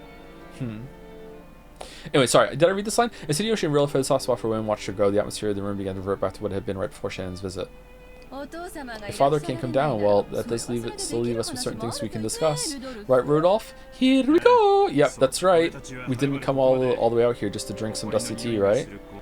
Very well, let us begin. What does this matter you're clearly so eager to discuss? My, those people really are determined. They certainly got started quick. I need to join in too. If I don't assert myself, those people will quickly forget that there are 4 siblings. No, 5! Sounds like you've got it pretty tough yourself. Maybe I spoke too harshly. Forgive me. No, I don't mind. I'm the one who should be apologizing. As a pair of mothers with daughters, we should talk more often. What? Every single time we meet, we end up talking about something shady. Kyrie's a MILF? What? I'm sorry, I couldn't resist. I thought of the joke. I sat here being like, am I gonna say it? And then I'm like, I'm sorry, I have to say it. I'm sorry. You can blame the atmosphere in this mansion for that. Once you breathe in this air, everyone gets so strange. Just once, I'd like to have a nice long cup of tea with you when we aren't attending a family conference. There's a wonderful coffee shop in Ginza that's a favorite of mine. Please let me invite you sometime soon. Thank you, Kiria-san. That sounds great.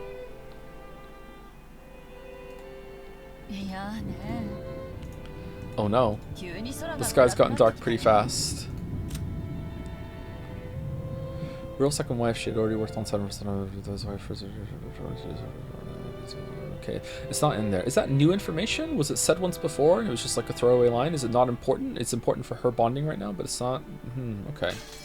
Oh no, the sky's gotten dark pretty fast. I could almost believe the people in this room made the weather worse. There's already thunder. Imagine Dragons? Oh, was that one there? Huh? There really were small splashes of rain on the glass of the parlor window. The weather seemed to have worsened faster than expected. Just then, a silent thunderbolt struck inside Rose's head, and she remembered that her beloved child was out in the rose garden, and Kyrie nodded and like, finally. A normal girl would try to go inside if the weather got bad, but Maria was different. She would sometimes get stubborn and refuse to move if the rain or even spears fell from the sky. That's right. I told that child to just stay there doing that forever, didn't I? Oh no, Maria! Everyone looked back at Rosa when she let out a small scream. What? What is it? I'm sorry, I'm going outside for a second. So yeah, so this is completely different. Like, okay. It's not just different versions of different scenes. The whole chronology is fucking, it's in tatters, man. Alright, I'll be back. I'll be back. I'll be back. What the? Seriously, what's going on with her? Don't worry, she'll be back soon. More importantly, shouldn't we begin? Our main topic. That's right. We can keep talking about that without Rosa. Let's return to our discussion. Rosa dashed from the entrance hall into the rose garden. Okay. When she opened the door, the wind that hit her was too strong to be called a light breeze and told her that the typhoon was approaching faster than she'd thought. Just as Kyrie had said, the wind was mixed in with small droplets of rain. There was also a low rumble of thunder. Okay, so it's not too bad. I feel like she was out in the rain way more last time. It could start raining any time. So Rosa took out her Beatrice costume and then put her umbrella on, and then Rosa headed for the rose garden. She headed for the place where she had scolded Maria a short while ago. It was almost lunchtime. The children had been told to come to the mansion around lunchtime, so they were probably in the guest house waiting to be called. Even if Maria didn't come to them, they would surely think I took her to the mansion with me and wouldn't worry much. After all, she had been with her mother, so there should have been no reason to worry. I was here, and I abandoned my daughter to the worsening weather. Maria! Maria! Are you there? If you're there, answer me. Is anyone gonna get the reference I just did there? Well, I know someone will. I was right. She was still standing stock still, exactly the same way she had been in the place where I had scolded her. Eh! Some people get it, yeah. Held it in her hand was the candy that I bought, given her, and then stepped on and crushed. With that gripped in her hand, she stood there as the powerful winds whipped her hair about, tormenting her. I'm sorry. I'm so sorry. Sorry, Maria. Forgive Mama. Obscure game, Final Fantasy. So, well, it's not just obscure game. It's that I can't sing. So, ooh, Mama, welcome back. I waited for a long time for you to come back. The scary witch pinched me, but I stayed strong, waiting for Mama to come back without crying. Maria, forgive your Mama. Forgive your Mama. You didn't do anything wrong. You were just possessed by a bad witch again. So I'm fine. I really like you, Mama. I love you. Okay, if she's possessed the whole time, this is like so fucked up. I'm sorry. Please forgive your Mama. For losing to the bad witch. Rosa buried her face in Maria's small chest, crying and begging forgiveness, and once again those tears dripped down after who knows how many times. If only the brilliant sun had been shining on the two of them, all of their cares would have evaporated, and might have felt like they could begin anew. However, what surrounded the two of them was the worsening weather. Sadly, there were only fierce winds with occasional thunder. The sound of Maria sniffling brought Rosa to her senses. If Maria stood exposed to the wind for too long, she'd probably catch a cold. Okay, Maria, it's almost time for lunch. Why don't you come back to the mansion with me? Alright, so no umbrella this time? Ooh, won't go. Why not? Rosa thought she'd already received Maria's forgiveness, so she hadn't imagined Maria would refuse. But that expression on Maria's face didn't look like that of a child resisting her mother, so Rosa couldn't understand why Maria wanted to stand still pointlessly as the weather grew even worse. Maria answered that question. It's Beatrice. She'll be here really soon, so I'm waiting. Are you flowey, Maria? Rosa struggled to find words for a moment, then fell silent. They'd only just managed to make up after all. She chose her words carefully, trying to get Maria to come with her to the mansion without denying the witch outright. Beatrice is coming? Ooh. Really? Then instead of waiting here, why don't we wait in the mansion? If you stay in this wind too long, you'll catch a cold. She'll come. Beatrice will come. And when she does, I'll give her candy. I'll do trick or treat. I'll give her a jack-o'-lantern marshmallow candy and say, Happy Halloween! Ooh. Maria pulled yet another sweet out of her handbag, moaning ooh ooh. Rosa was bewildered and didn't know what to do as Maria started being difficult again. At that time, there was a sudden blast of thunder. It was probably a sign that this island had been sealed off by the storm, detached from common sense and reality. So after this moment, all common sense would probably cease to apply. The wind blew even stronger, and amidst that blizzard of scattered rose petals, a figure appeared, leaving Rosa unable to imagine that this was a scene from reality. It was probably, no, definitely, fantastical. After all, that shadow of a person was Kinzo in a witch outfit. Oh, whoa! Holy sh...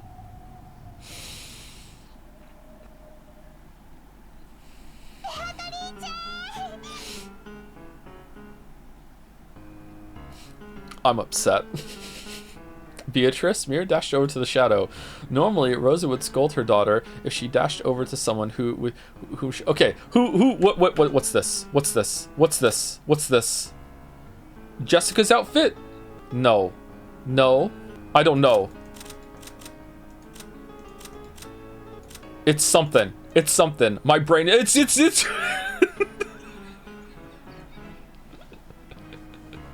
It's Hideyoshi with a hastily costume change that he had to improv at the last minute.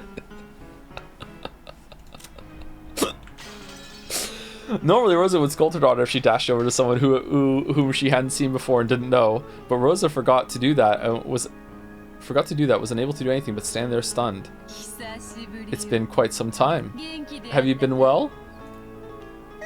Ooh, I've been well. Witches don't catch colds. Ooh. Cackle, cackle.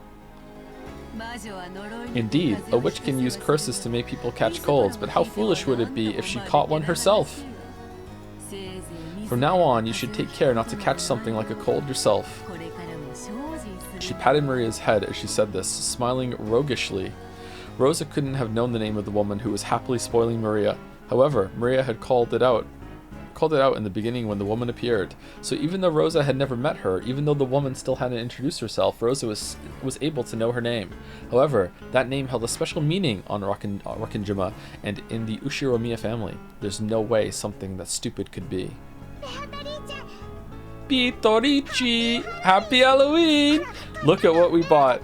I'll give you one too, Beatrice. Indeed. Happy Halloween. Oh, is this for me? How truly adorable that a candy would be made out of this. The lonely light of a man lost in the darkness of Purgatory, unable to go to heaven or hell. It's Battler in candy form. I will enjoy this right now on this island that has been cut off from both from the world of humans and the world of non-humans. There may be no more suitable sweet. Cackle, cackle.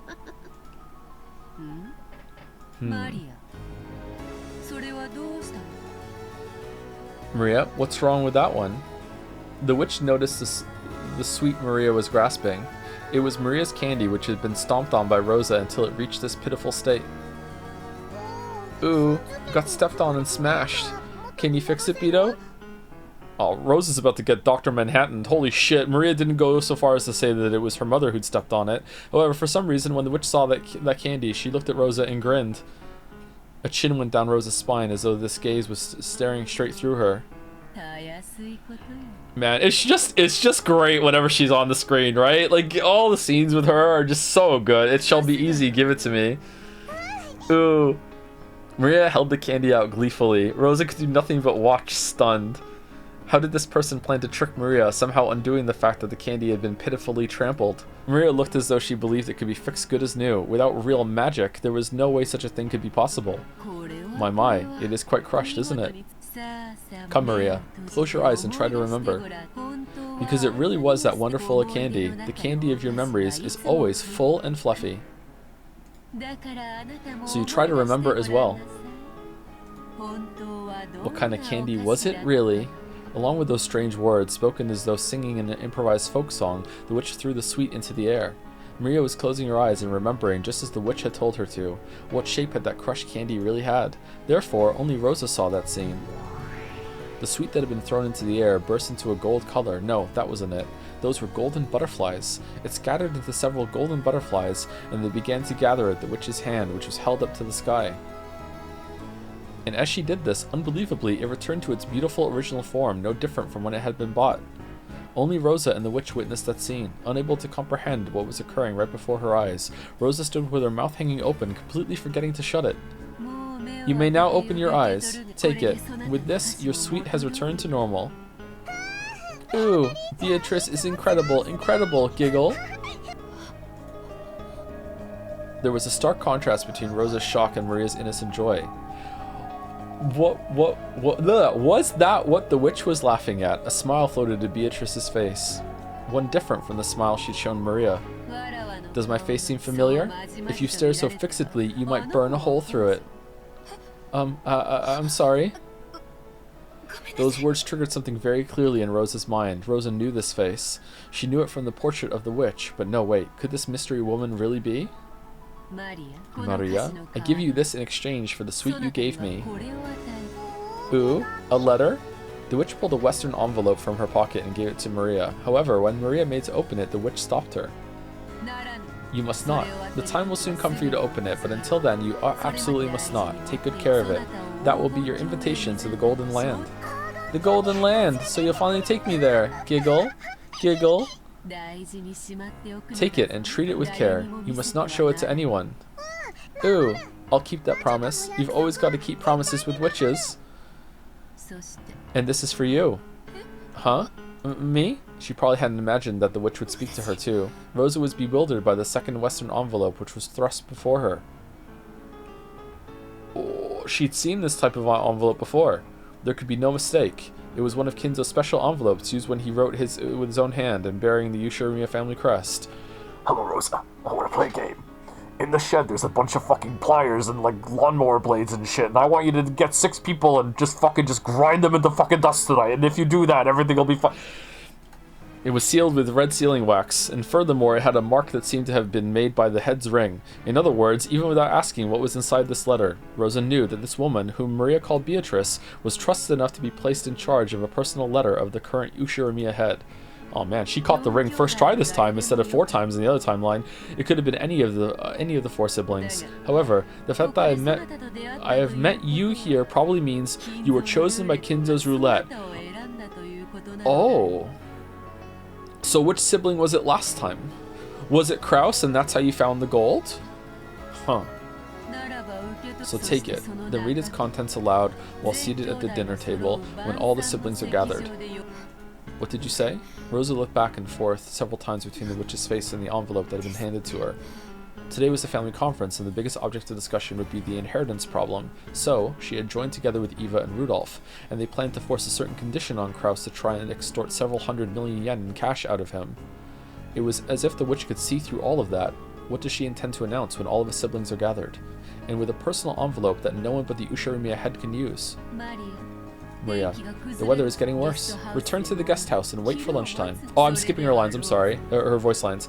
And Rosa, we'll meet again later. Allow me to introduce myself again at that time.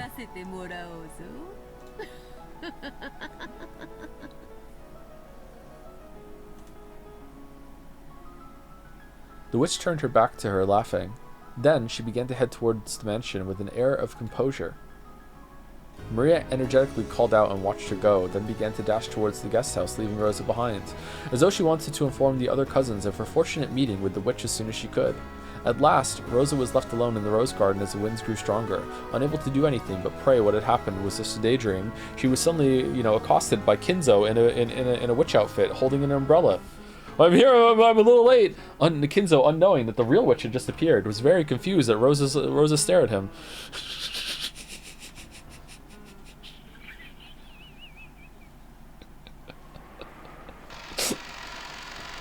You know what? We haven't saved it in a while. When the witch reached the entrance hall, Genji could be seen there. Genji welcomed the guests approaching from the entrance hall with a respectful bow. Wow. Wow. Play KCD2 in the middle of Umineko? Bro, really? Really? You're here campaigning for a sequel of a game that I haven't even played? What? In the middle of Umineko? We're doing a thing. We're doing a thing. Is Beatrice here? Someone in chat saying. Golden Witch who has lived with... Oh, why is she wearing this? The Golden Witch who has lived with it for 1,000 years. She's past the limits of humans. It seems like it's the same one. Okay. Respectful bow. I have been waiting, Beatrice-sama. It's been quite some time, Genji. Humph. You've gotten old. No matter how old it becomes, furniture carries out its work like furniture until the end. Yeah, Genji is like that, okay. I remember how the man's wife used to be jealous of you. Is Kinzo doing well? He is doing extremely well. Humph. Cackle, cackle. The witch probably laughed because she knew Kinzo's own doctor had announced that Kinzo didn't have long to live. However, if anyone actually looked at Kinzo and noticed his vigor, which wasn't at all what you expect from someone nearing the end of his life, they might easily call that doing extremely well. Maybe that's what the witch was laughing at. Then let us go and greet him. I look forward to hurling curses at each other after 30 years. As the witch grinned, she started walking, leaving Genji behind. Her gait was like that of a family member who knew the inside of the mansion well. Genji followed her in the manner of one who served her. Glass? No. At that time, Kyrie came out of the parlor. She'd probably gone out to fix her makeup or something. And when she saw Genji following a witch, she was surprised, although her expression did not change. What? A guest for Kinzo had arrived, despite him being... oh, man... Still, if it's what I think, it's like just Battler and fucking shambles being like, look, even your confidant Kyrie saw the witch and it was fine. Like Battler, what are you doing? Get with the program. Everyone just wants to go to the Golden Land. Can you just give it up? And he's like, fuck you, no. Elaborate costumes, fucking future hologram tech. Your magic does exist, but if someone else's magic, just because magic exists doesn't mean you were the one doing the magic. Maybe there's another witch that was doing that that's trying to make another witch exist. Prove that there's not a second witch that was in the fucking bill. Like, just like, oh my god. A guest for Kinzo had arrived despite him being almost dead on the day of the family conference when the fate of the inheritance was to be decided. And furthermore, this person was familiar enough with the Ushirimiya family household that Genji was following behind her. Kairi immediately realized that this person she had never met before was deeply important. Kyrie and the witch's eyes met. Realizing that it would be rude to pretend not to notice, she greeted the witch. Hey witch, it's a pleasure to meet you. You were Rudolph's second wife, right? Were? Correct. This is Kyrie-sama, Rudolph-sama's current wife. From this exchange, Kyrie realized that this was a guest of fairly high rank even amidst the Ushirimiya family. And the fact that this was a guest on that level, coupled with her resemblance to the portrait in the entrance hall, made Kyrie's eyes instantly open wide. Oh shit. Is the epitaph the same? Oh, is it the same? What if that... What?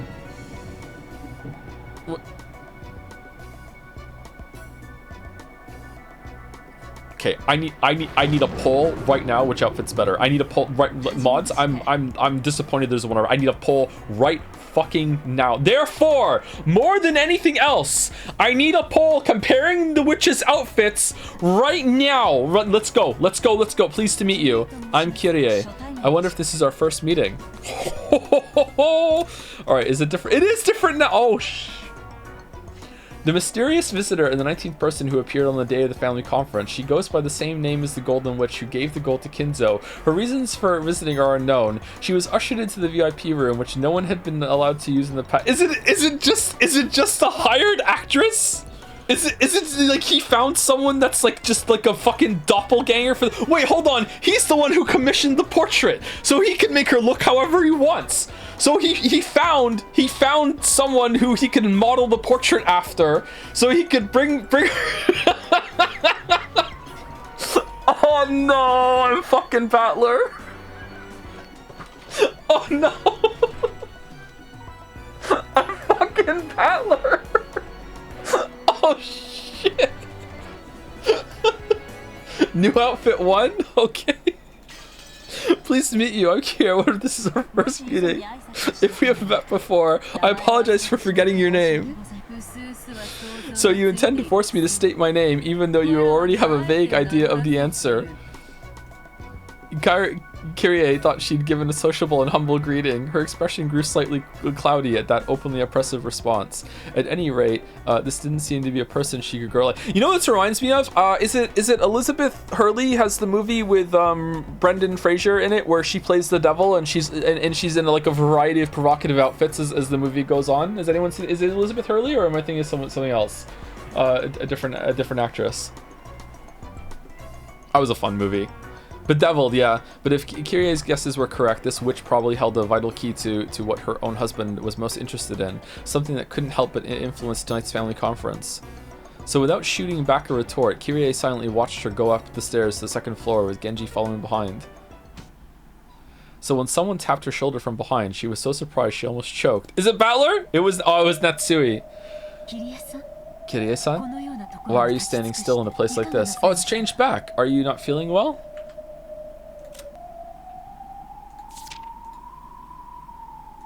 Okay, it looks like it's the same. But maybe if we read the epitaph in this version, it'll change maybe. I'm sorry, I was just fascinated by the portrait of the witch for a bit. Oh, you mean the Golden Witch Beatrice? The one whose gold was supposedly necessary for the revival of for the revived Ushirima family we see today. That witch? Yes, that witch. Quite a fantastical story, just what one might expect from father. Natsui spoke in a perfectly ordinary way. It was the sort of comment you'd expect from someone convinced that the thought of a witch existing was ridiculous, no more than another of Kinzo's ramblings. However, for some reason, that point of view didn't seem quite right to Kyrie now. Just a moment ago, she herself had seen the Golden Witch come in from the entrance hall and climb up the stairs. So Natsui's words made it feel as though someone was trying to deny the existence of that person, or else make it seem like she was never there to begin with.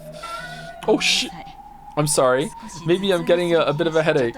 I think I'll rest for a little while. Oh, is that so?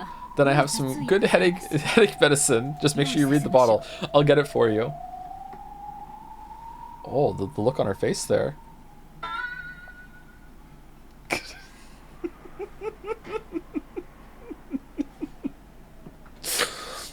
The hallway in front of Kinzo's study was filled with the scent of sweet poison peculiar to that green liquor.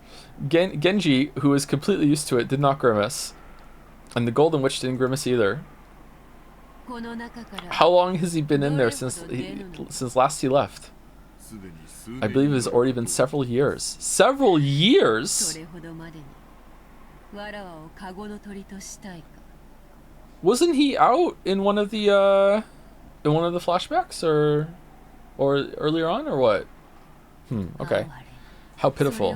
By now you're the bird in a cage. No, you're the ghost of the study, are you not? How pitiful that he is unable to recognize even that. Until he meets you again, he will probably continue his research, even after literally becoming a ghost. Is it love or madness or a delusion? And yet perhaps even those can form magical power when strong enough. You sad magician. The witch grasped the doorknob to the study. When she did, there was a sound like that of flesh burning and splitting open. Is Kevin McAllister on the other side fucking like Battler like spin the chessboard? I've seen Home Alone. You just put a fucking like a hot iron on the other side of the fucking doorknob in order to make it like that. Prove that they didn't have one in that. They could have anything in that study. It was the sound of the doorknob literally burning the witch's hand. Beatrice-sama. What is this? A ward against magic? Is that person able to get by without relying on something like this? Why would he want to keep you out? I have heard that this door would cause you great pain, Beatrice-sama. Shall I open it? No, it is fine. If he wins, I will be a bird in a cage for all eternity. If he loses, only the life of a laughingstock will be left. The life of a pitiful magician who went mad with love and lost everything. Already, Kinzo and even I are nothing more than pieces laid out on the game board. All that is left is for the roulette to decide who wins and who loses. Until the roulette shows its results, there is no need for me and Kinzo to meet again. The witch looked at her hand, which was beginning to heal bit by bit, even though it had been horribly burned. Or perhaps that is why he has this ward here in the first place. Humph. Yes, perhaps even that is honorable in its own way. By now, everything sits on top of Kinzo's game board. Kinzo's game board. I like it, Kinzo. Allow me to enjoy my game with you. Allow me to enjoy the failure of the final gamble, of the old magician who fell in love with me and threw away his entire life. Glass shatters.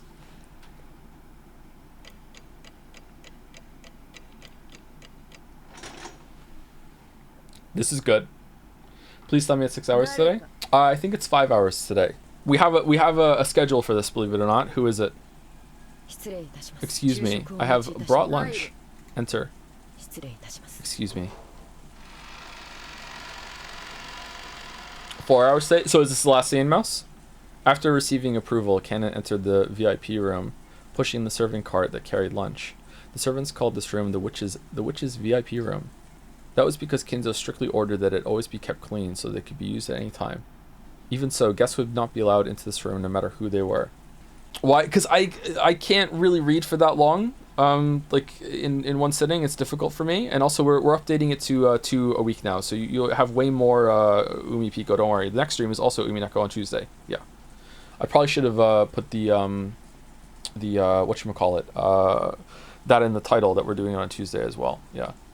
We're trying to have like good start and end times as best as we possibly can within the bounds of the chapters and everything. We're trying not to end in the middle of a chapter or in the middle of a scene or something like that. So they're like off ramps because some of the chapters are quite long, right? So yeah, that's why at some point the servants had started calling it the VIP room, which was supposed to be set aside only to welcome the special person Kinzo waited for, the witch from that portrait. And today, Kennen realized that this was absolutely true. So if we had done this every leap day, I actually would have died before finishing it, huh? Unless it was like a 12-hour stream each leap day. When he entered the room, the blonde-haired witch was gazing out the window. Outside, the rain was no longer falling weakly.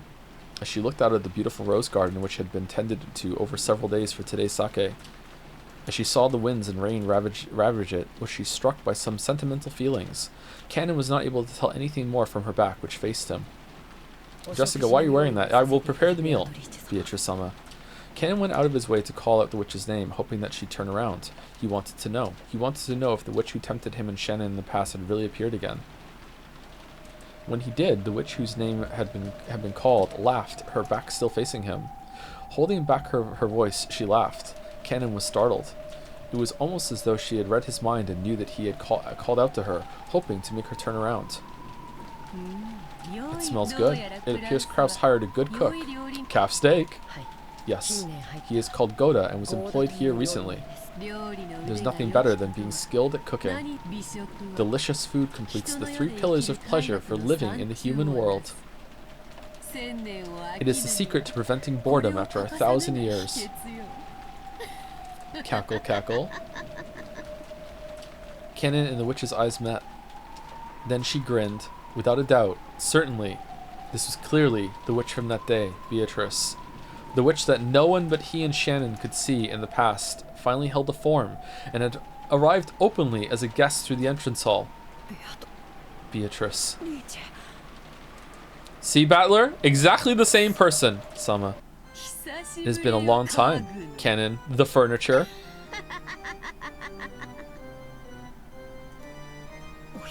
It has been quite some time. Canon tried to remember to be polite to this guest for the time being, but the visit of this suspicious witch made dark clouds start to enshroud his heart, especially considering that today was the family conference. You appear to be uneasy about what I plan to do now that I have appeared. Am I right? Canon didn't force an answer. This witch probably reads minds, so it's pointless to go to the trouble of saying it out loud. Of course, she could read even his inner resistance. So the witch giggled at Kanon's childish defiance. I came to fulfill my final promise with Kinzo. Your final promise with the master? I lent Kinzo a mountain of gold. When Kinzo gives that up, it will be returned to me with interest. I came to accept that interest tonight. I don't know what you're talking about. However, uncertainty began to gather in his heart. Whatever this witch had to say, it couldn't be anything good. Cackle, cackle. There's no mistake. Whenever witches have something to say, it's never anything good. You are correct. However, like scissors, the potential of witches depends entirely on how they... What? How they are used. Sometimes, there are those like King Solomon who succeeded in great exploits. However, most who make use of us end up meeting a cruel fate, just like in fairy tales. Cackle, cackle. But Kinzo is crafty. He has incorporated even my collection of the interests into his ceremony. Is he an absurdly powerful magician who can surpass even me? Or else a mere fool possessed by madness? Amusing. Truly amusing. Kanon couldn't guess what the witch was muttering and laughing about. All he knew was that anything that made this witch laugh must have the exact opposite meaning for everyone else. I don't know, I'm enjoying it, and in the back of his mind, the horrifying words the witch had spat at him in the past began to resurface. What, did you think I'd lend you my power and ask for nothing in exchange? I'll gladly assist a pair in love, and in exchange I'll enjoy watching the cruel fate they'll eventually meet. I have never come across a better show, not over the course of 1,000 years. Nice. Nice. Could it be that you? Cackle, cackle.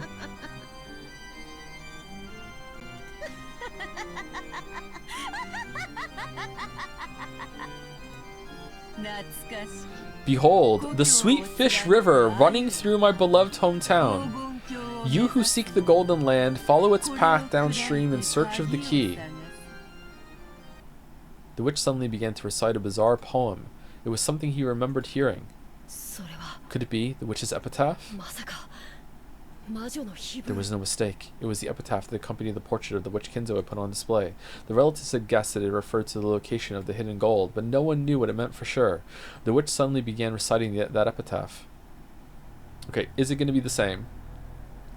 Kanon, since you are furniture, I imagine you've heard about it from Kinzo. The day when everything will be returned to the Golden Land has come. Rejoice. The day when you will be freed from the shame of living as furniture has finally arrived. I believe you've wanted that for a long time. To furniture, which finds no value in its own existence, merely existing day to day must be nothing but agony. To those with souls, this world is worth clinging to, but those without souls find this world to be full of nothing but suffering. Complicated expressions flitted across Kanon's face. This was the day of release that Kanon had been looking forward to. However, the coming of this day had been mercilessly sudden. And for some reason, he didn't like the hateful tone used by this witch as she informed him of the coming of this long-awaited day of rest. Okay, get out of the way then! Make room for someone with taste! Kanon couldn't even decide what emotion he should be feeling. Why do you not rejoice? Could you actually have some regrets left in the real world? As mere furniture? I have no regrets, because I am furniture.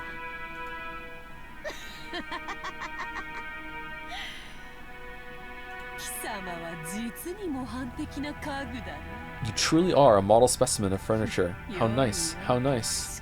However, it won't be any fun if you have no regrets at all. Are you saying regrets are how you find pleasure? That is correct.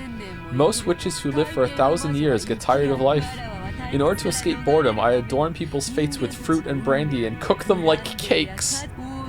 I find humans dancing through oppressive fates inside an oven to be so very entertaining.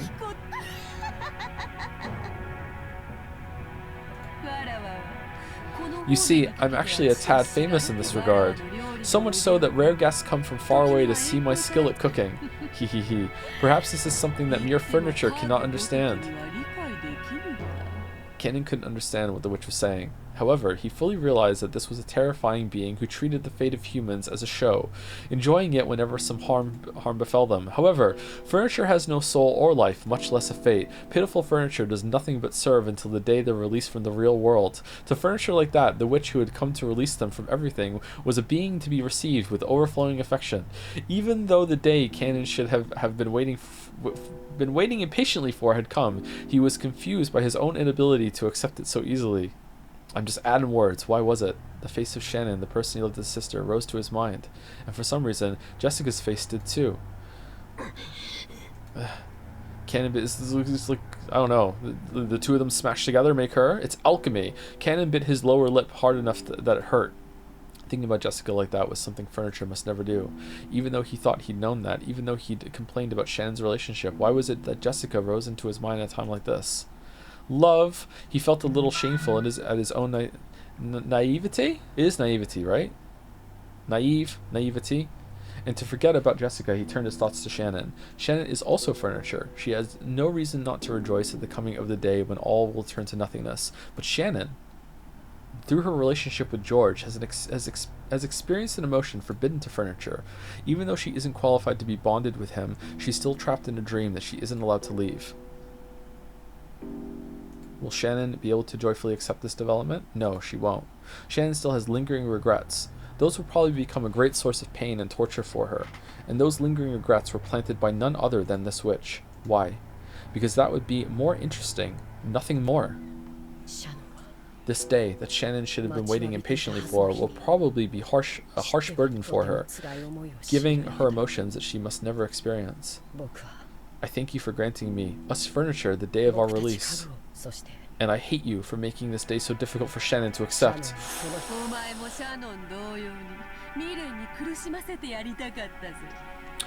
Naivete is such a strange spelling. The sound at the end is an A. Yeah, I said it right there. I don't know why, but I know how to say that word, but when I see it read, I want to like pronounce it a different way. It's weird, huh? I want to make you suffer from your regrets as well, just like Shannon. However, you continue to live like furniture with foolish honesty, never getting ensnared by me. And yet, it seems you love Shannon a little too dearly, right? Cackle, cackle, cackle. Once again, the French has fucked us. Shannon's regrets are now your regrets. Will those feelings transform into hatred for me? If you wish to kill me, give it a try. Cackle, cackle, cackle. As Kinzo's furniture, you should have at least that much power, right? However, if you kill me, then the day of rest for furniture will not come for all eternity. Could you bear to live like that? Are you truly capable of resisting when I try to release you?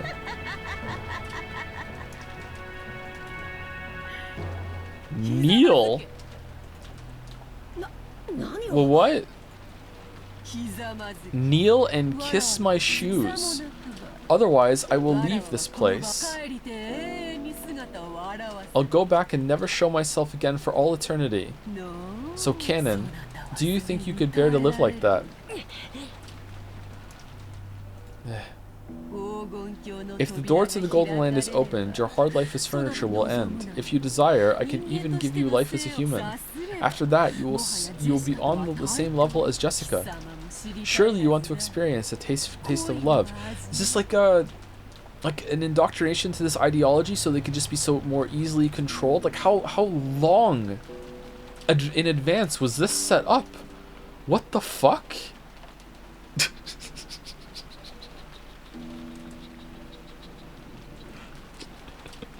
Thank you for the double whammy gift sub from Henry Wyatt and Dalmec. Henry Wyatt with The Wicked Witch of the East, though.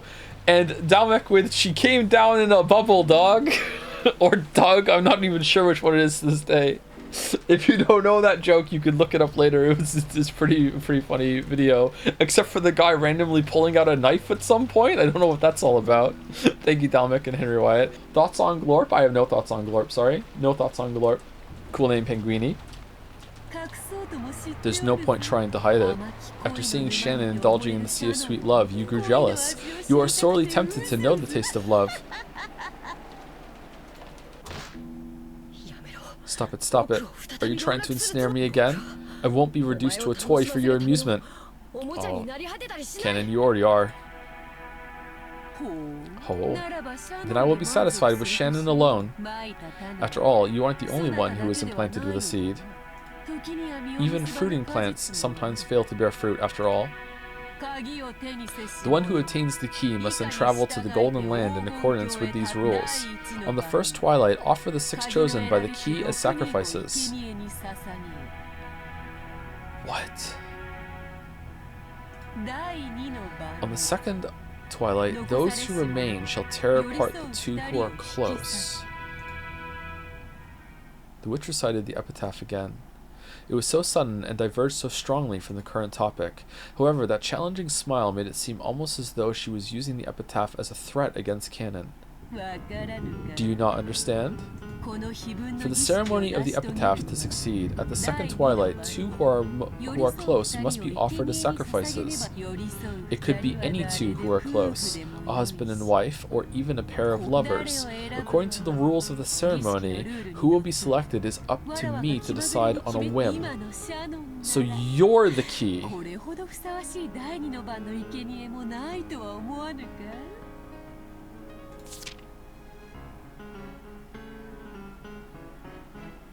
Are you?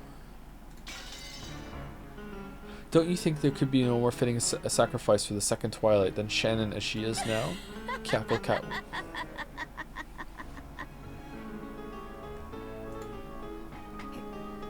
You dirty.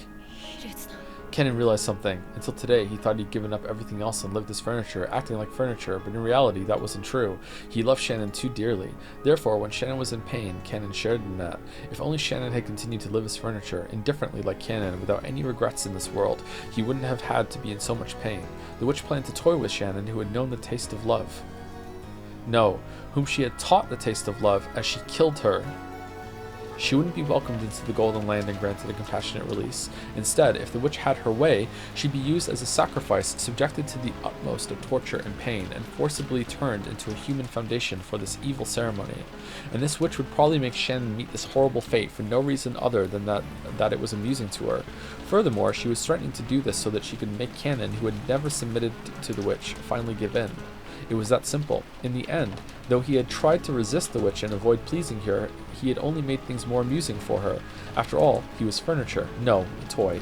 They were nothing but toys meant only to distract her from her boredom. Damn. What will you do, Canon? If you kneel, I might refrain from choosing Shannon as a sacrifice, see?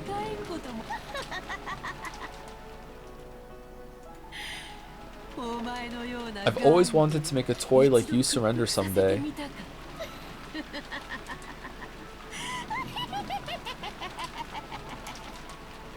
She's so gross. Without even a fragment of elegance, the witch sneered at Canon and laughed indecently. That's right.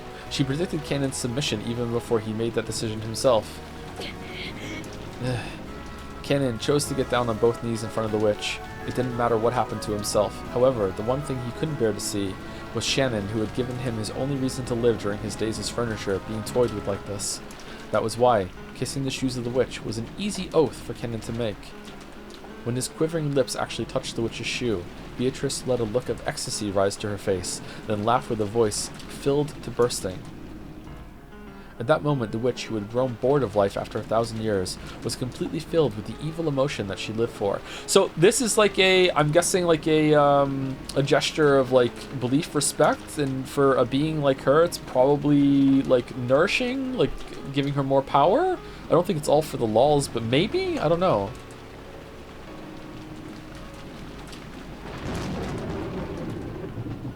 No, she's just horny? Oh, okay. Alright. Well, you know. When lunch ended, the relatives moved to the parlor. Rosa had bought a high-class brand of black tea from a famous store in Ginza. That had been served, and the parlor was filled with a pleasant aroma. Since the children were there too, the adults tried to interact like normal relatives on the surface, talking peacefully about recent events and how their children were growing up. It had started raining, so the children couldn't do anything but sit here like this, watching TV, unable to go outside.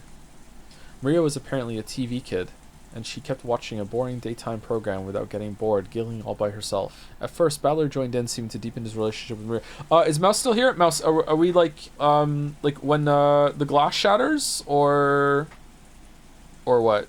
Now it'll be when you see Rudolph on screen. Okay, so that's the best stopping point when Rudolph's on screen. Okay, Rudolph hide.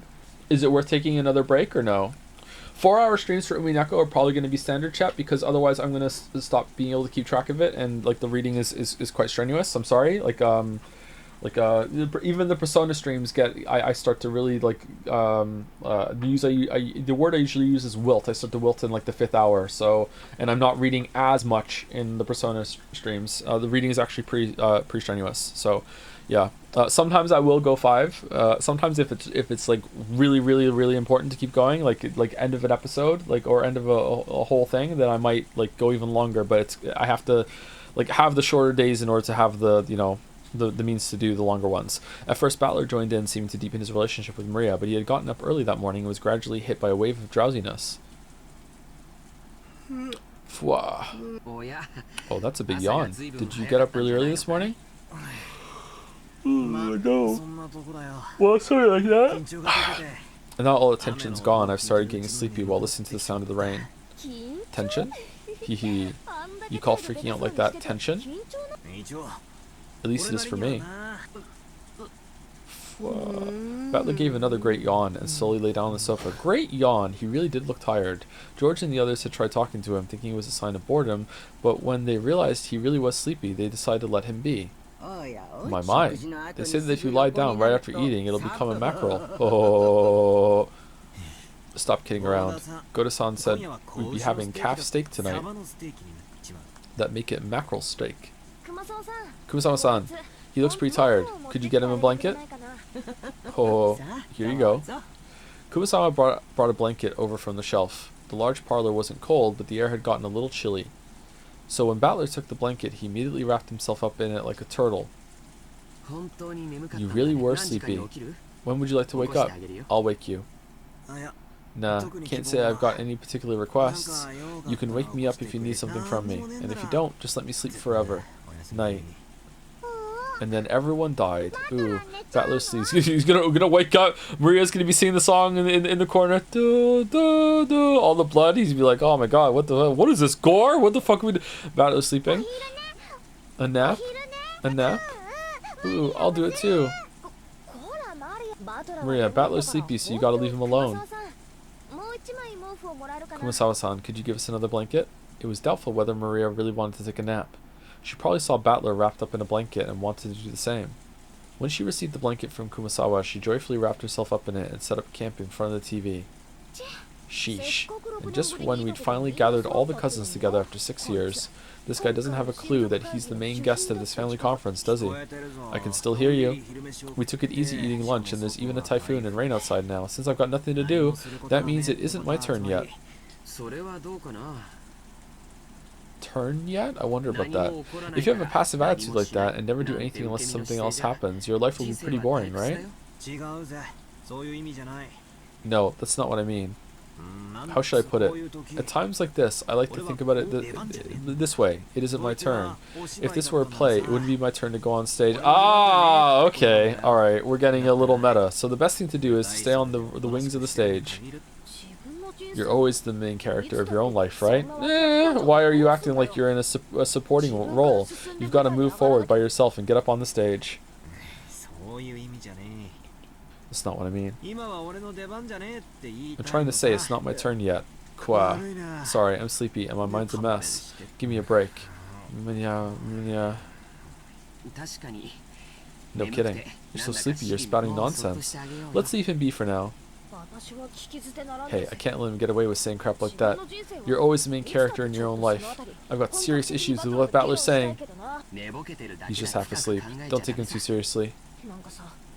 It's just that lack of guts. You know, not wanting to go on stage just because you think you can't be the main character. Something about it just pisses me off. With distant eyes, Jessica gazed out the window at the grey rose garden obscured by the rain, and then Nanjo, who's been in the corner the whole entire time, started speaking. When she put her forehead up against the glass, the pleasantly cool sensation seemed to chase away memories she was trying to forget. Someone else did that last time too, didn't they? Was it Natsui? Daughter does it this time? So it just wasn't your turn yet, is that it? Then just when will you get up on the stage? In that case, who the heck is the main character on this stage?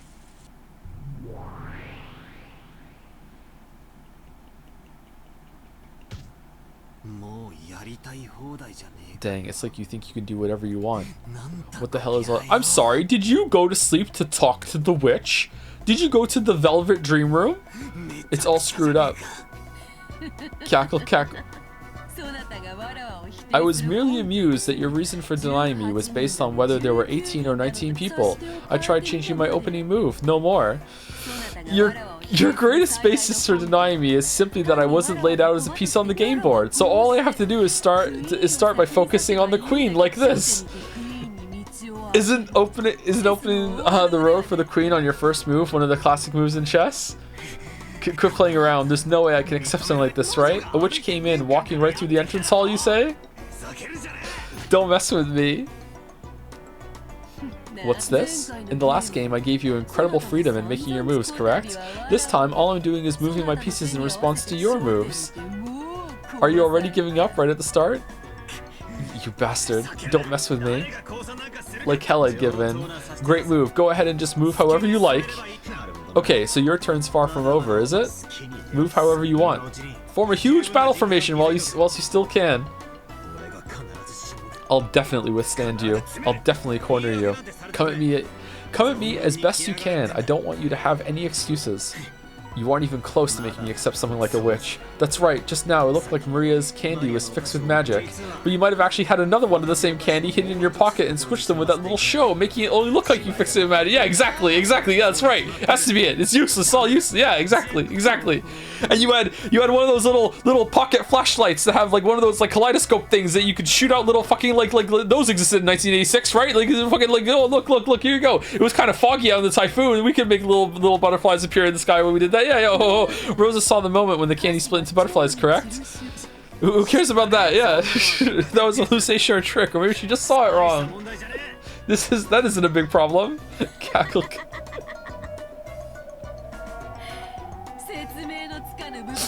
So you throw out the part you can't explain as trivial? I see. Is that your move in response to mine? You've dug your own grave. Ushuria Battler. Oh, it still isn't your turn yet. Allow me to make my move for a little longer. It has barely begun. The turn of the witch.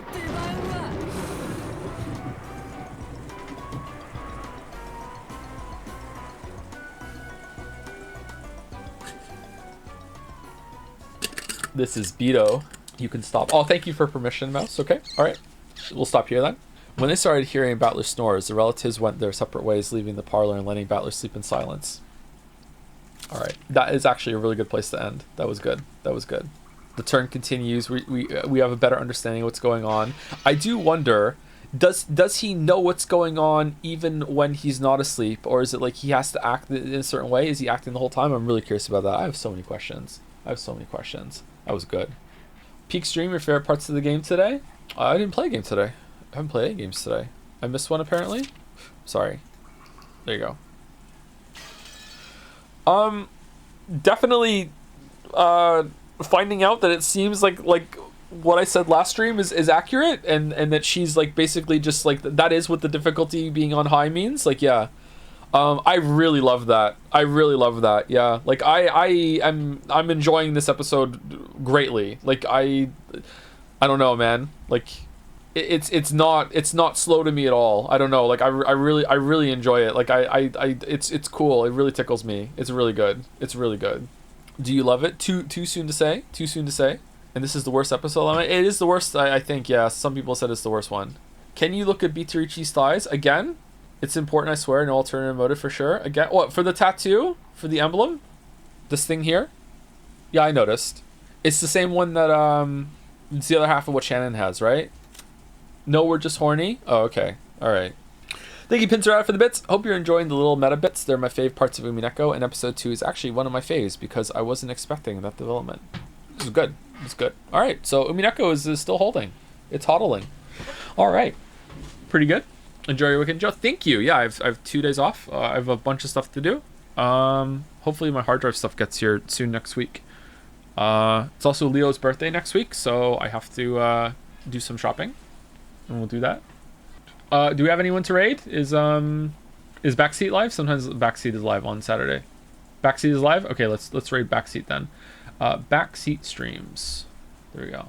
I cannot imagine a scenario where this ends well, but if it does, this might be peak metafiction. It's so good. I love the characters too. Yeah, I'm bracing for it to get bad. Yeah, I'm bracing for the cliff. Yeah, I don't know. This is doing a lot of things really well, but it's also doing a lot of things really well for that I personally like in fiction a lot. So I'm gonna be super biased against not for this. So I'm trying to like have that bias in my mind as we continue.